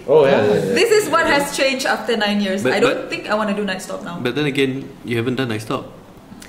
I know. I don't know. Maybe if they give you an opportunity to try like 1 month trial period, money back guarantee, free 1 month posting, Busan night stop. 321 medium haul night stop. Never know. That's true lah, Dante, because I have never experienced it, so I don't know. I hope you guys get that opportunity. Because, that would be nice. Because we have local airlines flying narrow bodies to wide body destination, long haul destination. We used to night stop. You will be surprised where we go for night stop last time in Malaysia Airlines. We went to Singapore. We got a day off in Singapore. Yeah. We even got a 4 hours layover. Oh, maybe depends on Hong Kong, I got a day off. Sleep in uniform. It's crazy. It depends on the airline how they plan their utilization, right? How they plan their operation. Right. That's good to know. So, back to what was it? This one that you were asking about? I forgot already. Maybe we need a break. Actually, I need a break. While we try to remember what the questions that we're gonna ask next, I'll take a quick break, and you can hear from our sponsors. Welcome back, and you heard from our sponsors. Of course, you have probably noticed that we have no sponsors. That's a good one. There will be one. There will be one. Come. Hopefully we'll have sponsors soon after. And just now we talked about what the path is to become a cabin crew. What are the differences between full service premium airline and also low cost airline? What is the selection process? And it turns out the process is pretty much the same. Just have different policies in terms of operation, and some things are like the terminologies and the standards of operation. Correct. The terminologies and the SOPs that you use are a bit different, but generally it's the same thing. And after about 10 years, more than 10 years for Abang, they're still here. And the main thing we learn is that it's not just about looking good, it's not just about sounding good, it's also about a lot of things happening in the background that you haven't you may have not considered before. So those who want to become cabin crew, few of the tips that Emma and Abang said is to, first of all, you just be courteous, communicate well, you should be a good team player, but of course there are physical limitations as well, and those particularly in height and also reach, right? Yes. That's it. Once you go to medical, you start your training, then you're cabin crew. And now we go into the more interesting part. We'd like to talk about what are some of the most challenging experiences you had while working as cabin crew. Open to the floor. Anybody got specific questions? I got one. I remember already. Okay. This one's been waiting since the first minute to ask this one actually. So, this question is open up to both of you. Between dealing with the passengers and the aircraft itself, because just now we said that there's a lot of variants of aircraft that you need to adapt with. So, dealing with this and the passengers, which one is more difficult and why? Which one? Who's going to go first? 100%. 100%. I don't think machinery parts is like my concern of handling them is a problem for me. But dealing with humans who have like 100% and 99% of differences, different characters, different barriers that you're gonna face during the flight, that is the most challenging thing. Not only in flights, when you are night stopping to any destinations, when you're dealing with the stall, all the restaurants, the locals, or the language barriers that you're having. And when on board, dealing with humans, dealing with passengers, of course, is the most challenging things. Can you name one? Your most worst experience dealing with passengers? My worst experience. Okay. There's a part of you like you want to be nice to this person, even though they are creating a problem. You have to encounter them nicely. You cannot fight a fire with a fire, of course, right? You need to be the cooling. That's why I'm not a cabin crew. Because you're a cabin crew, you fight fire with extinguishers. Extinguishers, right? So when you're handling this intoxicated, when I did this I did Sydney. I still remember that Sydney flight, Sydney to KL. So there's intoxicated Italian What passengers. is intoxicated? Intoxicated is drunk passengers. And he's not alone. He's with his partner, I think his wife or partner, something like that. Also intoxicated? Partly intoxicated. I don't know how and when they got drunk during that 8 hours of flight, but this happened like 2 hours before we approached KL. I see. Yeah. So my purser at that time, I said, "Bang, can you handle them, because they are doing the service and everything?" So he chose me to handle these passengers. So I went there, and there's a part of me wanted to be angry, because I'm so tired after 6 hours plus of the flight, and you are so tired, and you are busy of doing the last it's the last leg of your trip, right? Yep. All the service, the second service, and you need to collect everything back.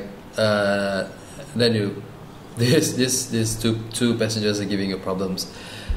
I wanted to be so nice to them, and there's a funny part, and there's a like very triggering trigger your limit, your boiling point, Yes, man. Fuse putus already. Fuse nak putus. Fuse like almost putus. Almost putus. Slow tap balik. Nasib kan sabung balik.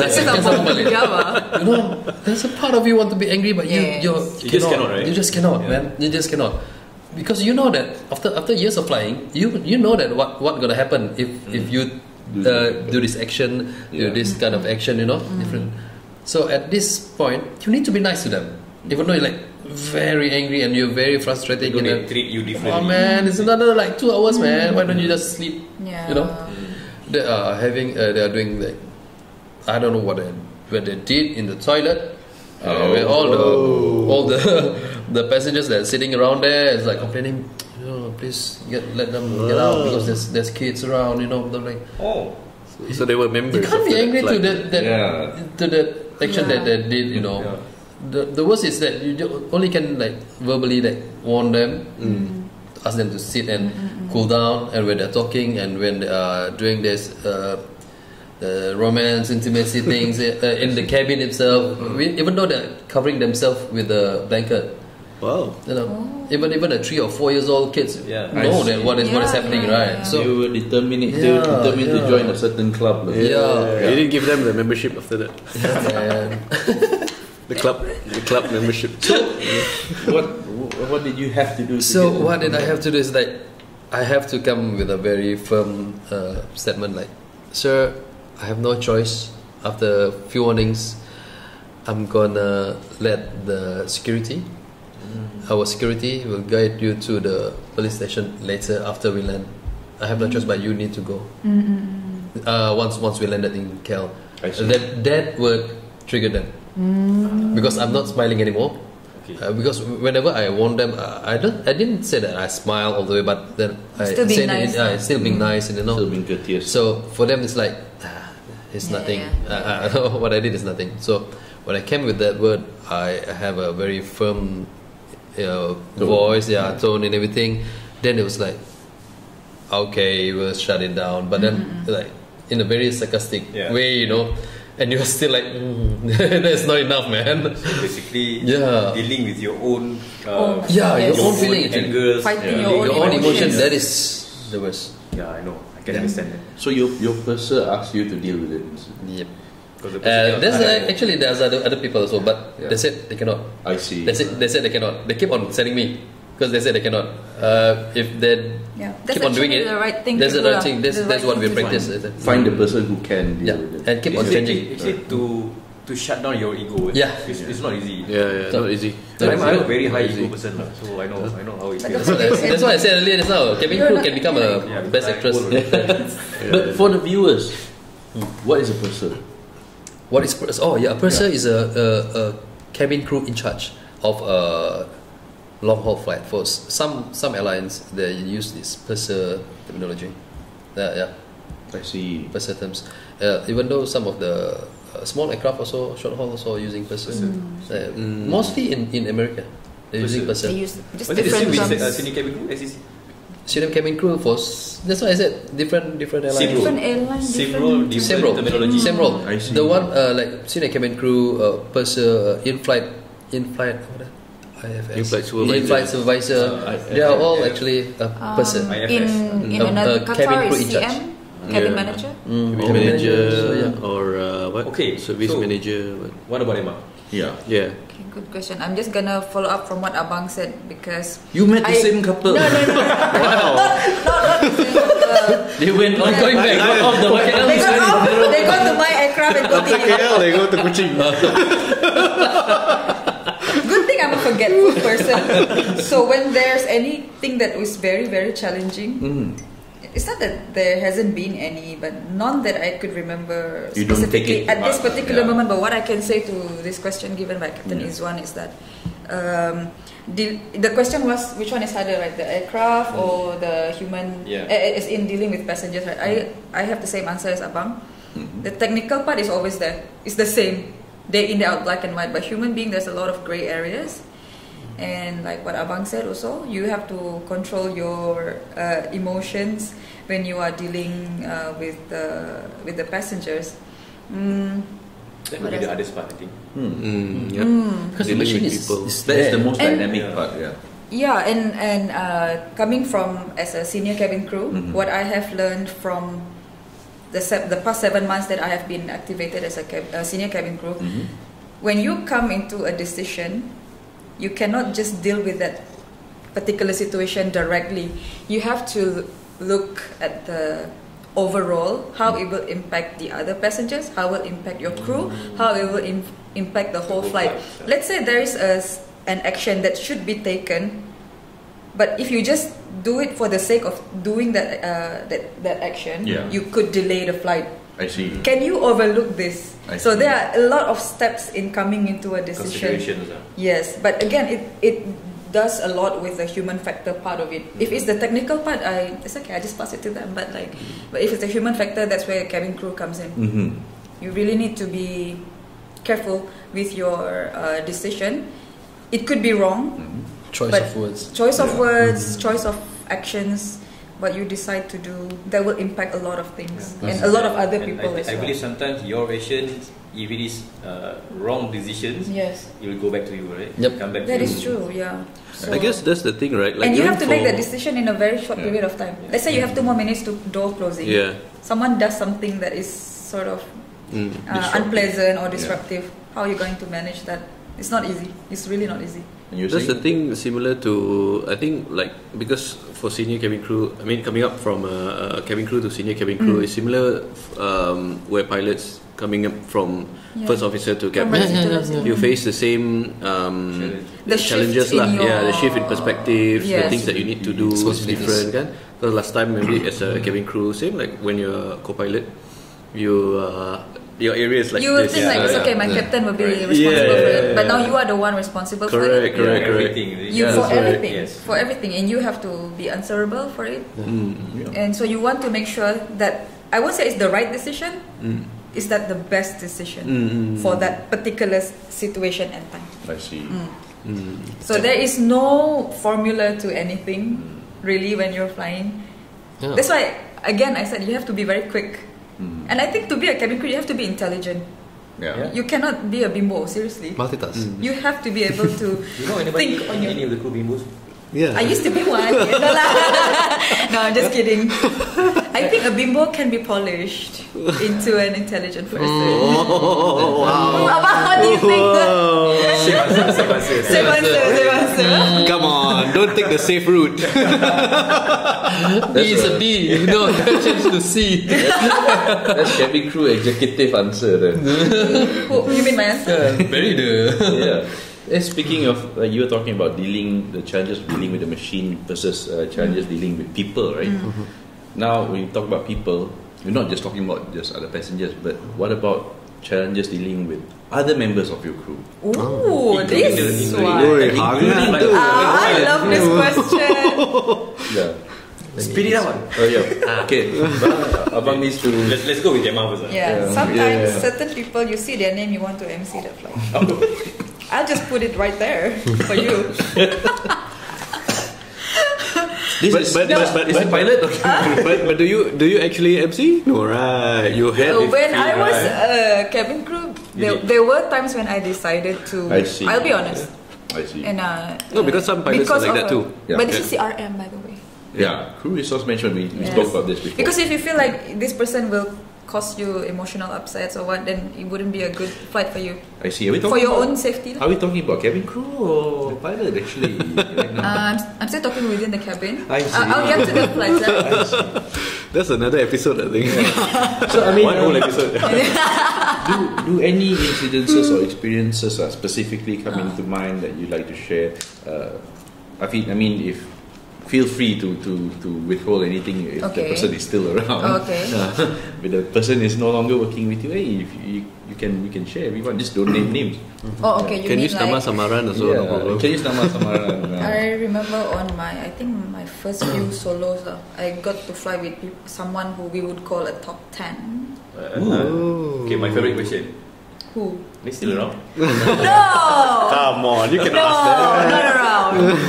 Top 10 means top 10. Top 10 in the cabin crew lingo or in the top 10 airline. Top 10 meaning someone. Okay, it could be good or bad. Top 10. Top 10 on top. There's two lists, is it? There's no top 10 good. I normally but top 10 normally is someone who will give you a hard time during flight for no good reason. So we give you anxiety before you go off flight. Alright. And so now only tech crew. I mean, only pilot got that. I used to be top 5, I think. Yeah, I know. You know, right? Yeah. Yes, you're right. Legend. Top 5. Lagi tinggi top 5. So scared to fly me. Yeah, but that person's no longer around. But yeah, this person, it's not just me. There were many other crew who has the same experience with this person. I wouldn't say the gender. Quite difficult person to work with. So they not recommendable. They can make your flight difficult just for no reason. Out of spite. Yes, nice. Because when you go to work, your aim is to have a safe flight. You know, come back safely, smoothly. This could be a hard topic, but bullying is like subtle, but it's there. I see. Yeah. Is it happening nowadays? Not as bad as before. Oh. The newer in charge, the newer seniors, I think they're more aware of these mental health things, you know. But the older, I mean, the ones from a different generation, I guess it's just different ways, different generations. No, but they are good and bad. I don't believe this is generation problem. This is actually the world that we're living nowadays is not as good as last time. Nowadays there's a lot of pressure, time pressure, traffic. I thought he meant that was good. Last time they just bullying. I was already like, wow, yeah, that's my era. What I mean is, last time the abilities of us to absorb pressure is higher than nowadays. Yeah. Betul. I think. Oh, you mean the way, right? The way. But the way of because you don't have a choice nowadays. more than anything else. Because like how we were trained in Malaysia Airlines last time was different. So when I was in Malaysia Airlines and then I went to Asia, I can say it because I'm no longer there. So we were trained that way, right? They throw the books, like literally throw the manuals at you, kick your chair in a simulator, you know, like physical. Everything, but actually skin on skin. Sometimes it happen, right? Happen also. Yes. So we were trained like that. So that was the standard we know lah. Exposure that you know. Correct. There's no other way, right? So when I became captain, that's why I was top 5 because I was trained that way. So I have to make that Standard there lah. Have to maintain the standard. But the good thing that is from there is, doesn't it keep the standard? It does. Actually, it does, because you can actually see the difference in terms of like they come for the ones who came after that. You can see the standard actually deteriorate. Yeah, of course, there's no scientific this one lah, but from my observation, yes. But when I went to Asia, I know the environment was different, so I had to shift. I cannot bring that to Asia. I was well aware. So when I went to Asia, it was a totally different. So when people fly, like my co-pilots, when they flew with me, and they have friends in MAS, I'll tell them like, you ask your friend lah. How? Yeah, you know. How is he before? Yeah. I mean, you have to adapt. You got experience with Jante, you can comment. Yes, please in the comment section. So lucky because I didn't have friends in MAS, I didn't know. Yeah. So I was just really chill with you.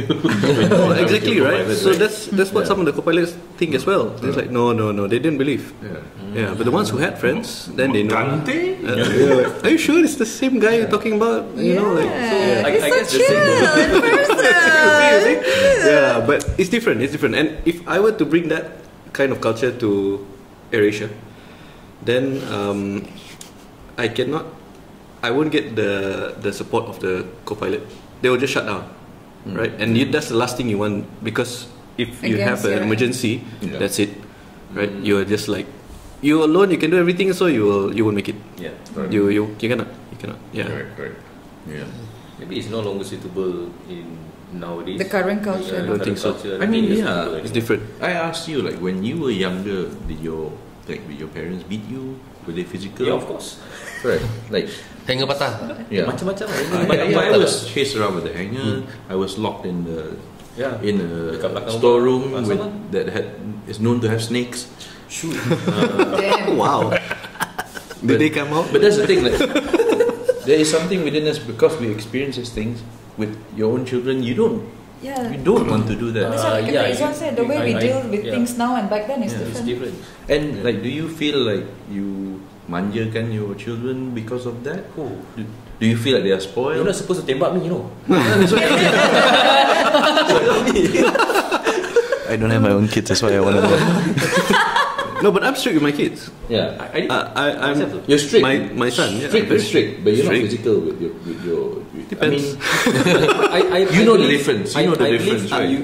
Macam how I treat them is actually, I'm being firm. I'm being I'm not really garang lah. I mean, okay. You bukan kata you tak manjakan dia. Whatever they want, I'll give. But if you don't want to listen to me, then I have to treat you that way. Then you ask lah. I mean, you kena tahu beza which is good, which is not lah. We didn't think of that time, right? Like, we didn't think it that way. Right. Tapi bagi aku kan about hard time about this.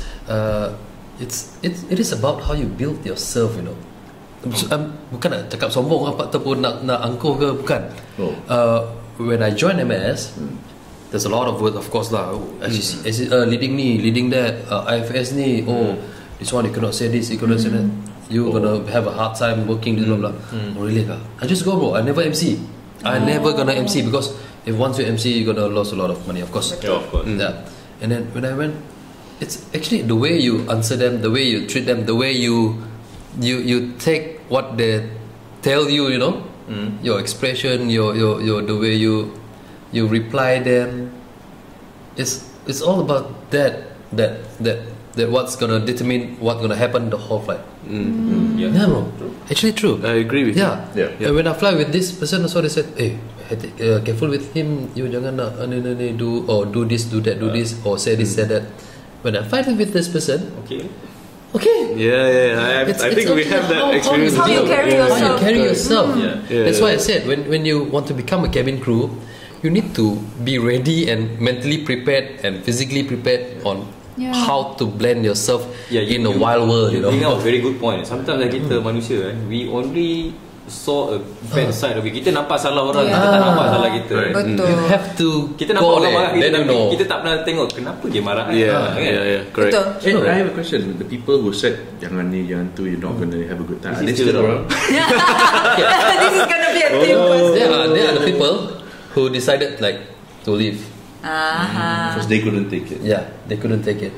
and they leave this company and join the other company and then leave the other company again. No, they are the one who is job hopping. I see. I can share one of my experience with cabin crew. No. There is a few captains. I think back then in my previous company, also in the current company I'm working with, there is a few captains I really don't like. I really curse them every single day. You know, I really talk bad about them. But at the end of the day, they become my good friends and they become my mentor. I see. I mean, because you only heard from people, or this captain marah, this captain this one, this about that. This captain ni lah kaki marah pun. And then when I go for flight, he treat me well. And even when I have problem, he will call me, you know, tanya khabar. This one Top Gun. This one Top Gun. No, but I have to agree with that. You know, when we run away from a problem, we think that we are safe for that day. But you won't know when you're on standby. Yeah, you get called up for that same person. No way to escape. The universe has a way of pairing you with the top 10. Especially when you try to escape from them. Exactly. So you have to find a way to deal with them. But if you think positively, right, this is how on the days that I have no choice but to fly with these people, how I view it is every human being is different. People work differently. There must be a reason why they are like that. Then sometimes when I really observe, they're actually perfectionists, but the way they handle it, they cannot express it in a way that perhaps maybe I'm used to. So it's also my role to be able to handle, interpret, and to be able to perform up to that person's expectations. Because like Abang said, if you are able to perform to that person's, they actually become very nice. So they are just setting their standards and their boundaries. So what it is in the cabin crew world is sometimes the nice one not necessarily nice, and sometimes the bad one not necessarily bad. You gotta find the balance in both. Correct. Certain people they have certain views. Yes. So which one are you? At the moment, I haven't actually asked around. I can ask Abang. He fly with me. Top 5 or top 10? Top 5. Definitely not top 5 favorite SEC to fly with you. Jarang kalau dia top 5 ni jarang sebut top 5. Let me rephrase the questions. Okay, this is go to both of you because you're working in the same company, right? Right. Abang, what do you think about Emma when you work with her? Honestly, Emma. This is Emma. This is Emma. Of course, it's Emma. Emma has been a normal crew. Normal crew is a cabin crew, the one before that, the SEC, for a long time. So she knows what to do, what to say, what not to say to a crew. I mean, what to do to a crew, how to handle crew and everything. She knows it well. So basically, working with Emma is easy. Good. Easy. I'm a very straightforward person. If you're hard, I'll tell you hard.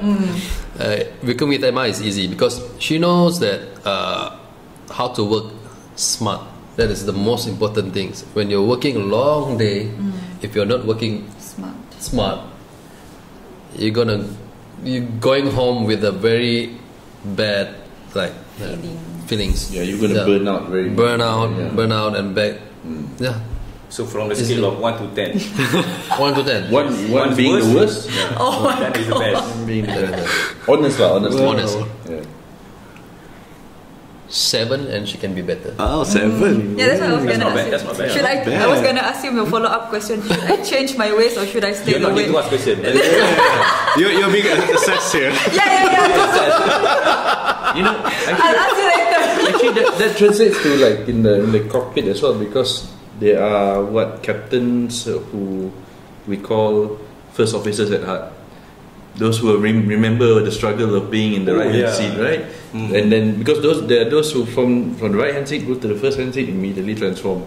But there are those who remember the struggle of being in the right hand seat when they're in the first hand seat. They still remember what the struggle was like. So they don't want to give people that. They still they have the empathy.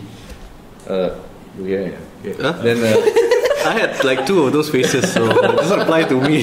Hold on. I'm like chameleon, can switch. Okay, Emma, what about you? Sorry, working with Abang. Working with Abang is very easy because he no, it's not. This is honest answer because this is by experience. Abang is more senior than me. He has more flying experience than me. Certain things, even though I'm the in charge crew, I do refer to Abang because he has handled, I believe, more situations than me and a more diverse situation than me. Whenever I fly with him, I always put him next to me because I know. And also he has been to in charge class, so he will be one soon. So in a way, my wingman lah. It's like from scale 1 to 10. yeah. Let me Abang. He's giving you 7 no? 9. Whoa, there we go. 9. Belum naik SCC, I will become 5. Yeah, he said I become 5 from SCC. I become 5. Nice. So you've been to your in charge class already. Oh yeah. What is the timeline from now until you get you start training the senior cabin crew? There's no timeline actually. Then there's no expiry on the class that I did. You completed the training already? I completed the training. So sometime within this year you are going to be a CC already? Anytime. Waiting for the slot. Anytime. Waiting for a slot, yeah, of course. I see. soon. Oh, yeah, it's good to know. Hopefully soon. Yeah, hopefully. Because I need this new movement. It's kind of wait too long there. It's like mid-career you want to have. He's gonna make his name to the top 5. Watch out! Watch out! No, but actually, there's one thing that Emma brought up, which I think is quite interesting because, like, the fact that you actually utilize your resources. Like you were saying, like, okay, Abang has more experience, right, in certain things, and then it's good to utilize that experience, which is something which is very good, lah. Doesn't mean you are, SCC, the leader, or even a captain for that matter, right? Yeah. There will be a time when other people have more experience than you. Do you know what's the magic word? Delegate. Oh yeah, delegate. Yeah, manage the resources correctly. I know a friend who delegate a lot of things. I know that friend also. I know him. I know that friend. Yeah, I know him very well. We know him. He delegate everything until one day he had to do the job. That is also because with of a certain choice. somebody. Because of no choice. Yeah. Oh yeah. You have to view your crew lah. You see your set crew. Who can I delegate for what? So that not necessarily you are senior crew. You cannot refer to your one of the good quality of a leader is you are able to receive feedback, or if someone else can do it better than you will allow it. Yeah. Right. Yeah. You are not. That's exactly what. You are in charge, but you can also allow feedback. If it's better, even better. Okay. So when's the next PRU? Don't know when am I running? I don't know. I don't even run. I think that's really good, because like you I wouldn't say you seldom hear this, but because maybe I don't have so much interactions with crew leading or senior crew and all that, but I think that's one thing that is important as the leading member of the crew, whether you're IFS, leading, chief, whatever, that you have that mindset, right? Where you use your resources. That is very important, I think. So that is sometimes you feel maybe the ego lah, right? Yeah. You already this level. Yeah, if you have the ego, it will be difficult for you to do anything. Suggestions from other people. I mean, we're trained to do all this, but of course, in practice, it's a bit. You're still limited by your personality, by your or your mood that day. Correct, your mood that day. Or for our friend every day. Anyway, my next question here says, have you guys ever dealt with any emergency situations before? Medical? Yeah, any emergency. Yeah. Including medical. It'll be interesting experience. Disruptive passengers, for example, anything. Yeah. Like the one that I story earlier just now. Intoxicated. When you're doing a long haul, especially with my previous company, and every time we did Jeddah flight. So Jeddah is a Saudi destination, where people do Umrah, and when we are talking about Umrah, of course there's a lot of senior citizens on board. I see. And first time flying also, right? I was saying that time was like when you do Jeddah, if there is no emergency on board, it's a bonus. If there is no expect for something. If there is something happen, emergency situation happen, it is a normal flight. Wow. So it's usually, so we're talking about medicals, of course, medicals. Like you were saying, there are a lot of senior citizens. Yes, so yes. I'm guessing, you may have some who don't make it to that. Yeah, can make it, couldn't make it. A lot. Your worst ever experience? I'm doing CPR. It's like final approach to KL. Wow. Was it happened last 2 years? Yes, 20. Right before I resigned. Right before I resigned from airlines. Yeah. Long haul flight from Jeddah to KL. It's like an hour and 30. So they have to choose. Captain have to choose. Want to land to Jakarta or KL. And if we land in Jakarta, Jakarta, something like that, in between. So the nearest is Jakarta actually, but the difference is just, I think, few. Jakarta and KL. I think if it's emergency, the difference would be very little already, right? Yeah. So they said in KL already prepared everything. So we just proceed to KL. So we have to do the CPR because there's no doctors on board. All the way to KL. All the way. Wow. When you see in the movie, in all the films and everything, when people do CPR, it's like very easy. It's nothing like that. You try to do like first cycle, which is 30 times compression. Very exhausting. Oh my god! On the first cycle, you're out of breath already. Because plus, if the victim is in a big size, you cannot pump it too hard. You cannot pump it too slow. So you need to reach this one point for you to pump the hearts, right? It's not easy. It's not as easy like all the movie in the 2 inches. All the movie. At least 2 inches. At least 2 inches. Okay. How long did you have to perform CPR for? Until captain said to be seated, then we have to stop because we need to be in a safe one. Oh, for landing. For landing. Yeah. So this person, did they survive? No. Sadly not. Yeah, unfortunately not. A lot. It's not just so you faced death on board. A lot. Speaking of death on board, so what process, like what are the procedures? Yeah, what are the procedures that follow any death on board? First of all, the most important thing is to not create any panic situation. So you have to do the crowd control first. But basically, this the family or the one that the deceased, usually the family knows what to do already. So they will cover them, use the blanket, and they will tell us actually my family member is not breathing anymore. Would you mind to do anything? I see. Yeah. So we will the one who gonna take over, and we're gonna put it on the window seats. Okay. Gonna cover up them with the blankets. Not the whole body. That's below the neck. I see. Because when you cover everything, it's obvious. It's all too obvious. So cover up here, put it up, secure with seatbelts, and you're gonna inform the commander, of course. Okay. If there is announced that by medical personnel. So this is when the medical personnel come on board after you land. No, I mean like if they are traveling together. So we always have to sometimes they are traveling to Umrah also or to the same destination. They are on board. They are the one who can pronounce that. If there is none, so that's what happened to us. That's now we do the CPR all the way because we cannot pronounce that even though there's no breathing. There's no. You have to treat them as if they are still alive. Yeah, still can be revived. See, so after you landed, then the ambulance and the paramedics took over. Any paperwork after that for cabin crew side? A lot of paperwork. We need to fill up forms that for death. What again? JPN. Yeah, JPN. For the national registration report. Right? A long reports from what happened from the first the whole thing until we have to fill the form also, right? Yeah. Of course. Yeah, it's a very lengthy process. I've never done it myself. Police report. I've never gone through this phase. So yeah.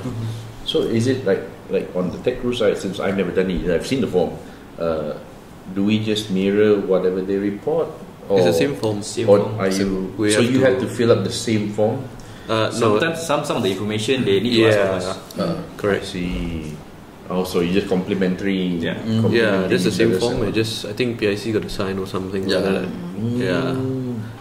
Wow, so there definitely be a long day. Long day. After a long flight, a long day. But once you've done the reports, which usually will be done either on board or in the office, correct? You go home, or do you have to like go to police station? Police station, after, of course, there's all the airports got they have their own police station, right? So that's where we're gonna do the report. You have to go to the for just maybe the person in charge. I see. Maybe the cabin crew in charge. I see. Any aircraft emergency? Yeah, apart from medical like that. Anything? The mask drop, and we went through a very big emergency descent. Air pockets. So turbulence. If you remember the case where there's one of the cabin crew that took a video of the Taiwan Taipei flight. That was there. Your flight? Was on board, yeah.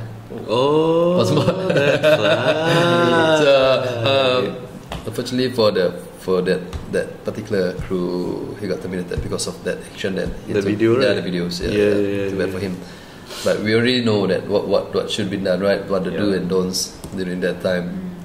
Maybe he at the same time that he's holding his phone and maybe. Oops. But yeah, for me, weather-wise, cannot predict, man. Yeah. Can happen anytime. I see. For that particular flight, I tried not to remember it, but it's happened. Happened. Okay. What about Emma? Yeah, Emma. Emergency, as in emergency or abnormals. Emergencies, thankfully, my last 9 years, it's been quite just like that. Okay. I see. Let's keep it that way. Yeah, let's keep it that way. Please keep it that way. Medical. What I can remember now will be one epilepsy case. Oh. We were already on the way to, I think, landing. And suddenly this person is already convulging, foam coming out of the mouth. But I was very lucky on that flight. We paged, and the medical personnel on board, right behind the passenger is a doctor. Straight away we bukan lepas tangan lah, but of course it's better to give it to someone who has a better expertise in that area. Straight away we just assist with whatever she need, oxygen bottles, or we just took with the equipment that she needed. And the captain did the necessary, and then we were given clearance to land first, and the ambulance were already waiting. This was from Singapore was very efficient. Into Singapore. So it was into Singapore. Kuching to Singapore. No, I think I was still in Cool Hub this time. Okay, that was a short flight. Very short flight. Can happen. It was already.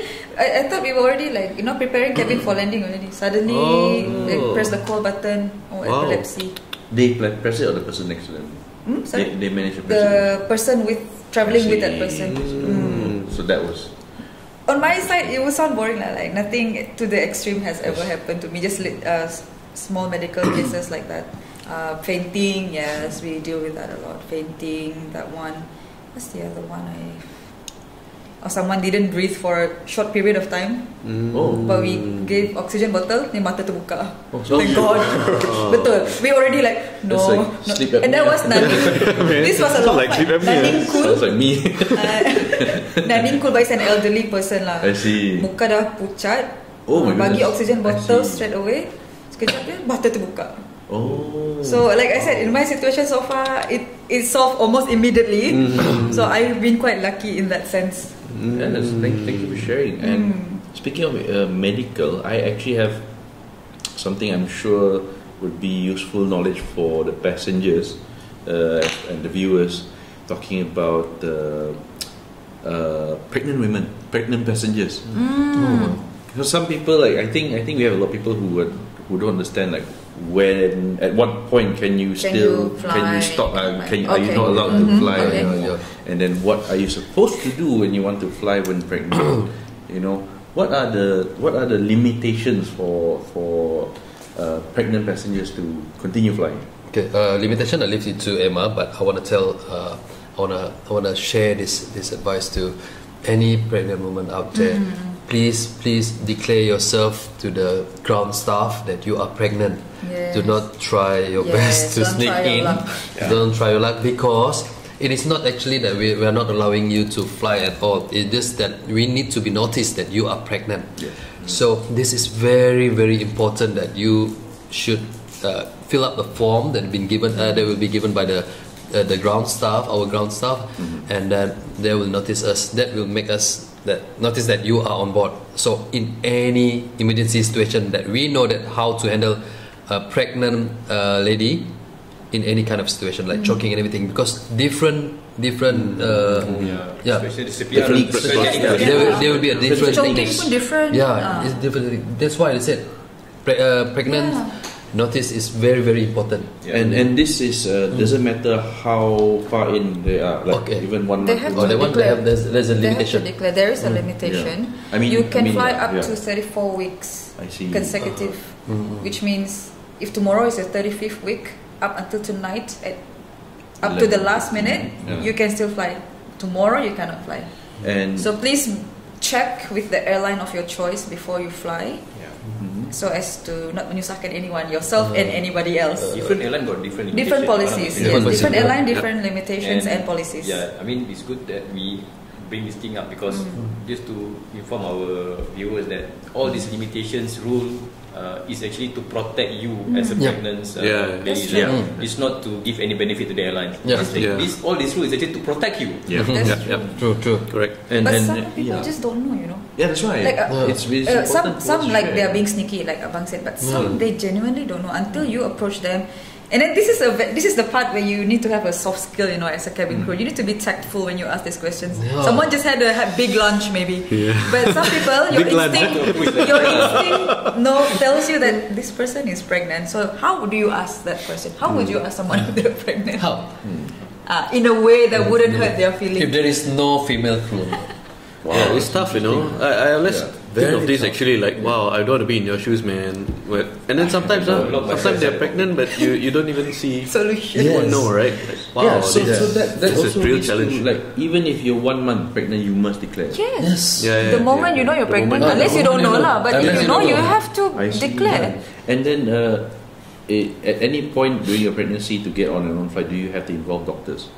28 weeks. 28 weeks. On your 28th week of pregnancy onwards? You need to get a permission from doctors. The letter. There will be a letter. You must get a permission from your physician, like any doctor, is it? I think the doctor that you go to. Any doctor later. So it does not have to be obstetrician, gynecologist, no.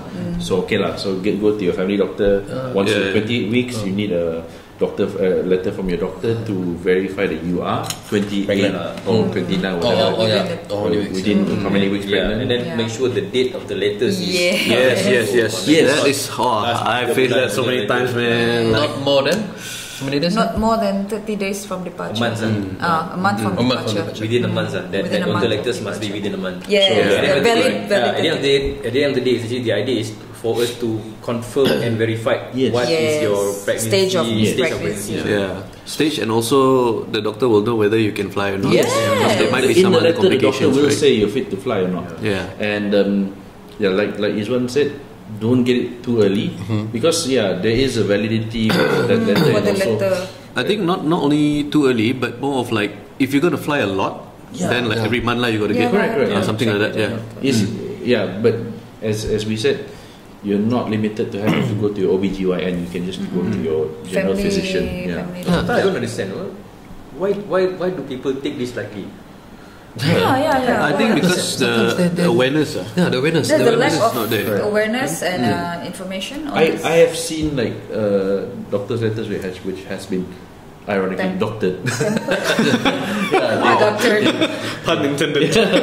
Doctor's letter. They tried to alter the date because maybe they forgot to take, or some trying to sneak in when they passed 35 weeks pregnant. And why is 35 weeks the limit? I guess it's the closest to your delivery, high risk already. Yeah, because you are at a higher risk. If anything happens, decompression. And up there, pressure is different. Correct. There's some kind of impact sometimes if it's a turbulence and you are wearing a seatbelt. Okay. And please don't be selfish. You see, because if you do things like this, and then let's say you delivered in the aircraft, it will affect the rest of the passengers. That's why lah. Because they want the free flight. They want the kid to have free ticket for life. The kid doesn't work that way, okay? It doesn't work that way. The kid will be named Tony or. because if you give free tickets for this kind of cases, you are encouraging. I think airlines don't do that. Should be banned. I think there's been a few cases in the States where they like celebrate it, which is that's right. That's the States they celebrate everything. That's what started this culture, I think. Like, we shouldn't. you know, if my born in the air. So the reason why is for your safety. Like we're saying, that there's different change in pressure. You know, if any emergency like decompression or anything, it can affect the pregnancy.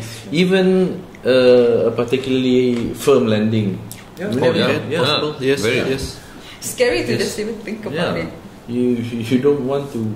You know, there's no point risking you and your baby just for flight, man. And then at the end of the day, when the crew stop you from boarding the aircraft, you curse them. Come on, don't make a fuss. We are just trying to help you. They also don't want to delay the flight, just like the pilots. They just want to go home, and they don't want any drama. Don't want any drama. Not at the cost of your life, not at the cost of your safety. So, for viewers out there, you know anybody who's pregnant or you yourself are pregnant, just keep track, be aware of how consult your doctors. How far along you are, consult your doctor. Just basically have a healthy pregnancy, have a healthy mindset when it comes to traveling, especially.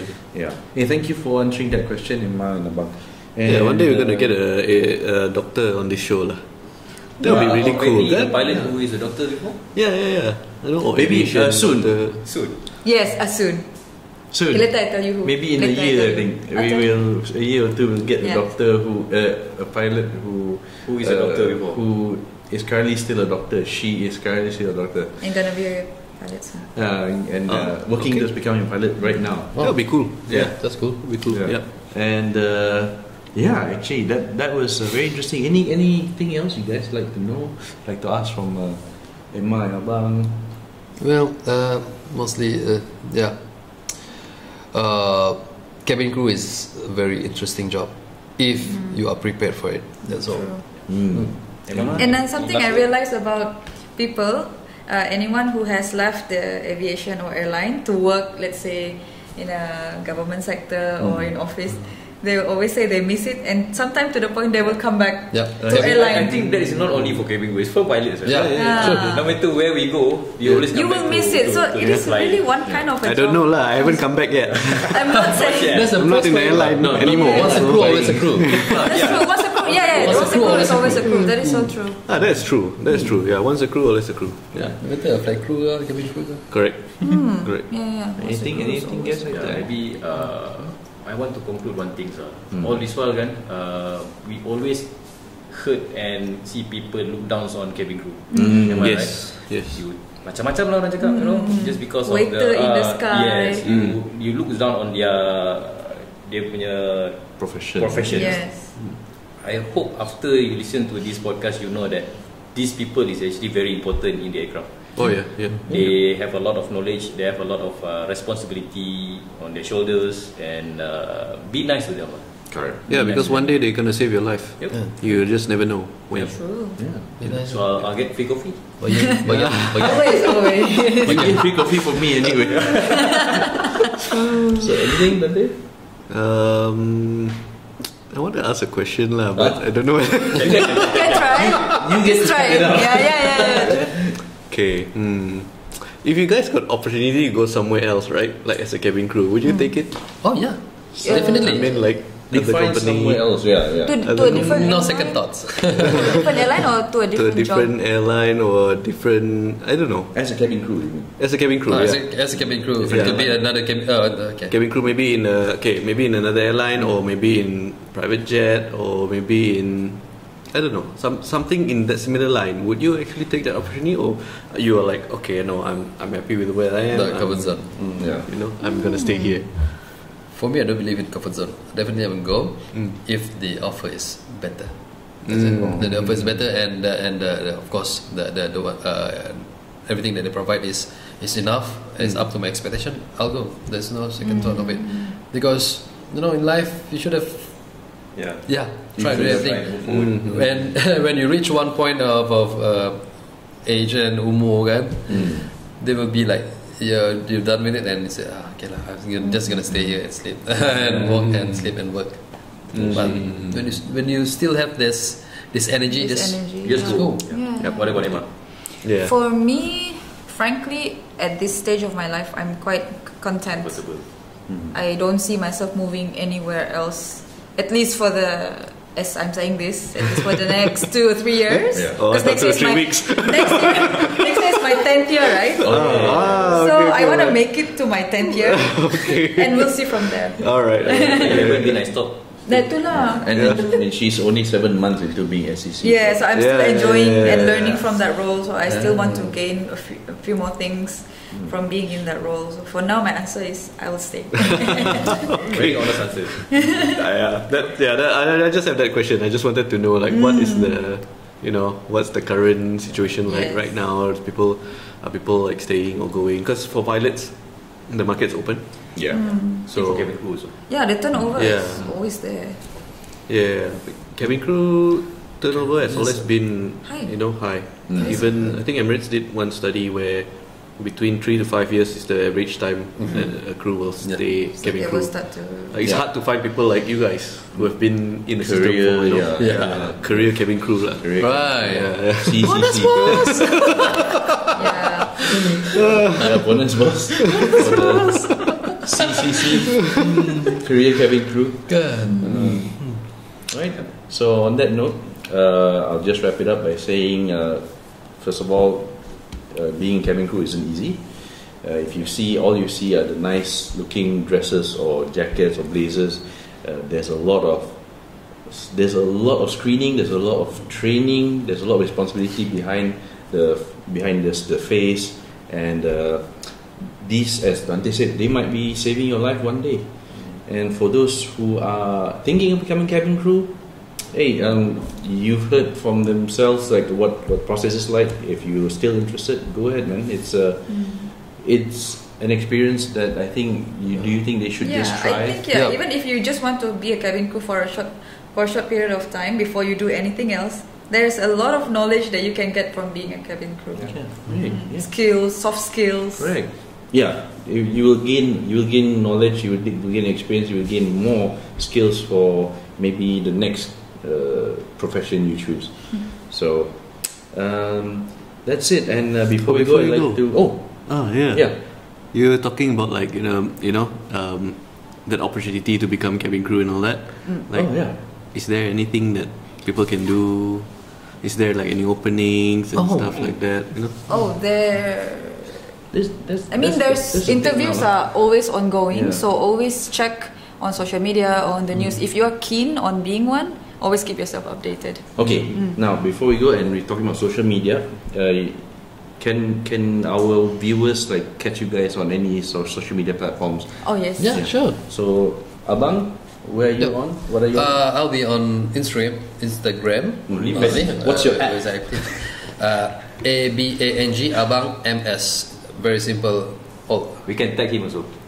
Are you also on? You have TikTok? You want? Nah, I'm not on TikTok, but OnlyFans. OnlyFans. There's some OnlyFans. There's Wow. OnlyFriends. OnlyFriends. What are we talking about?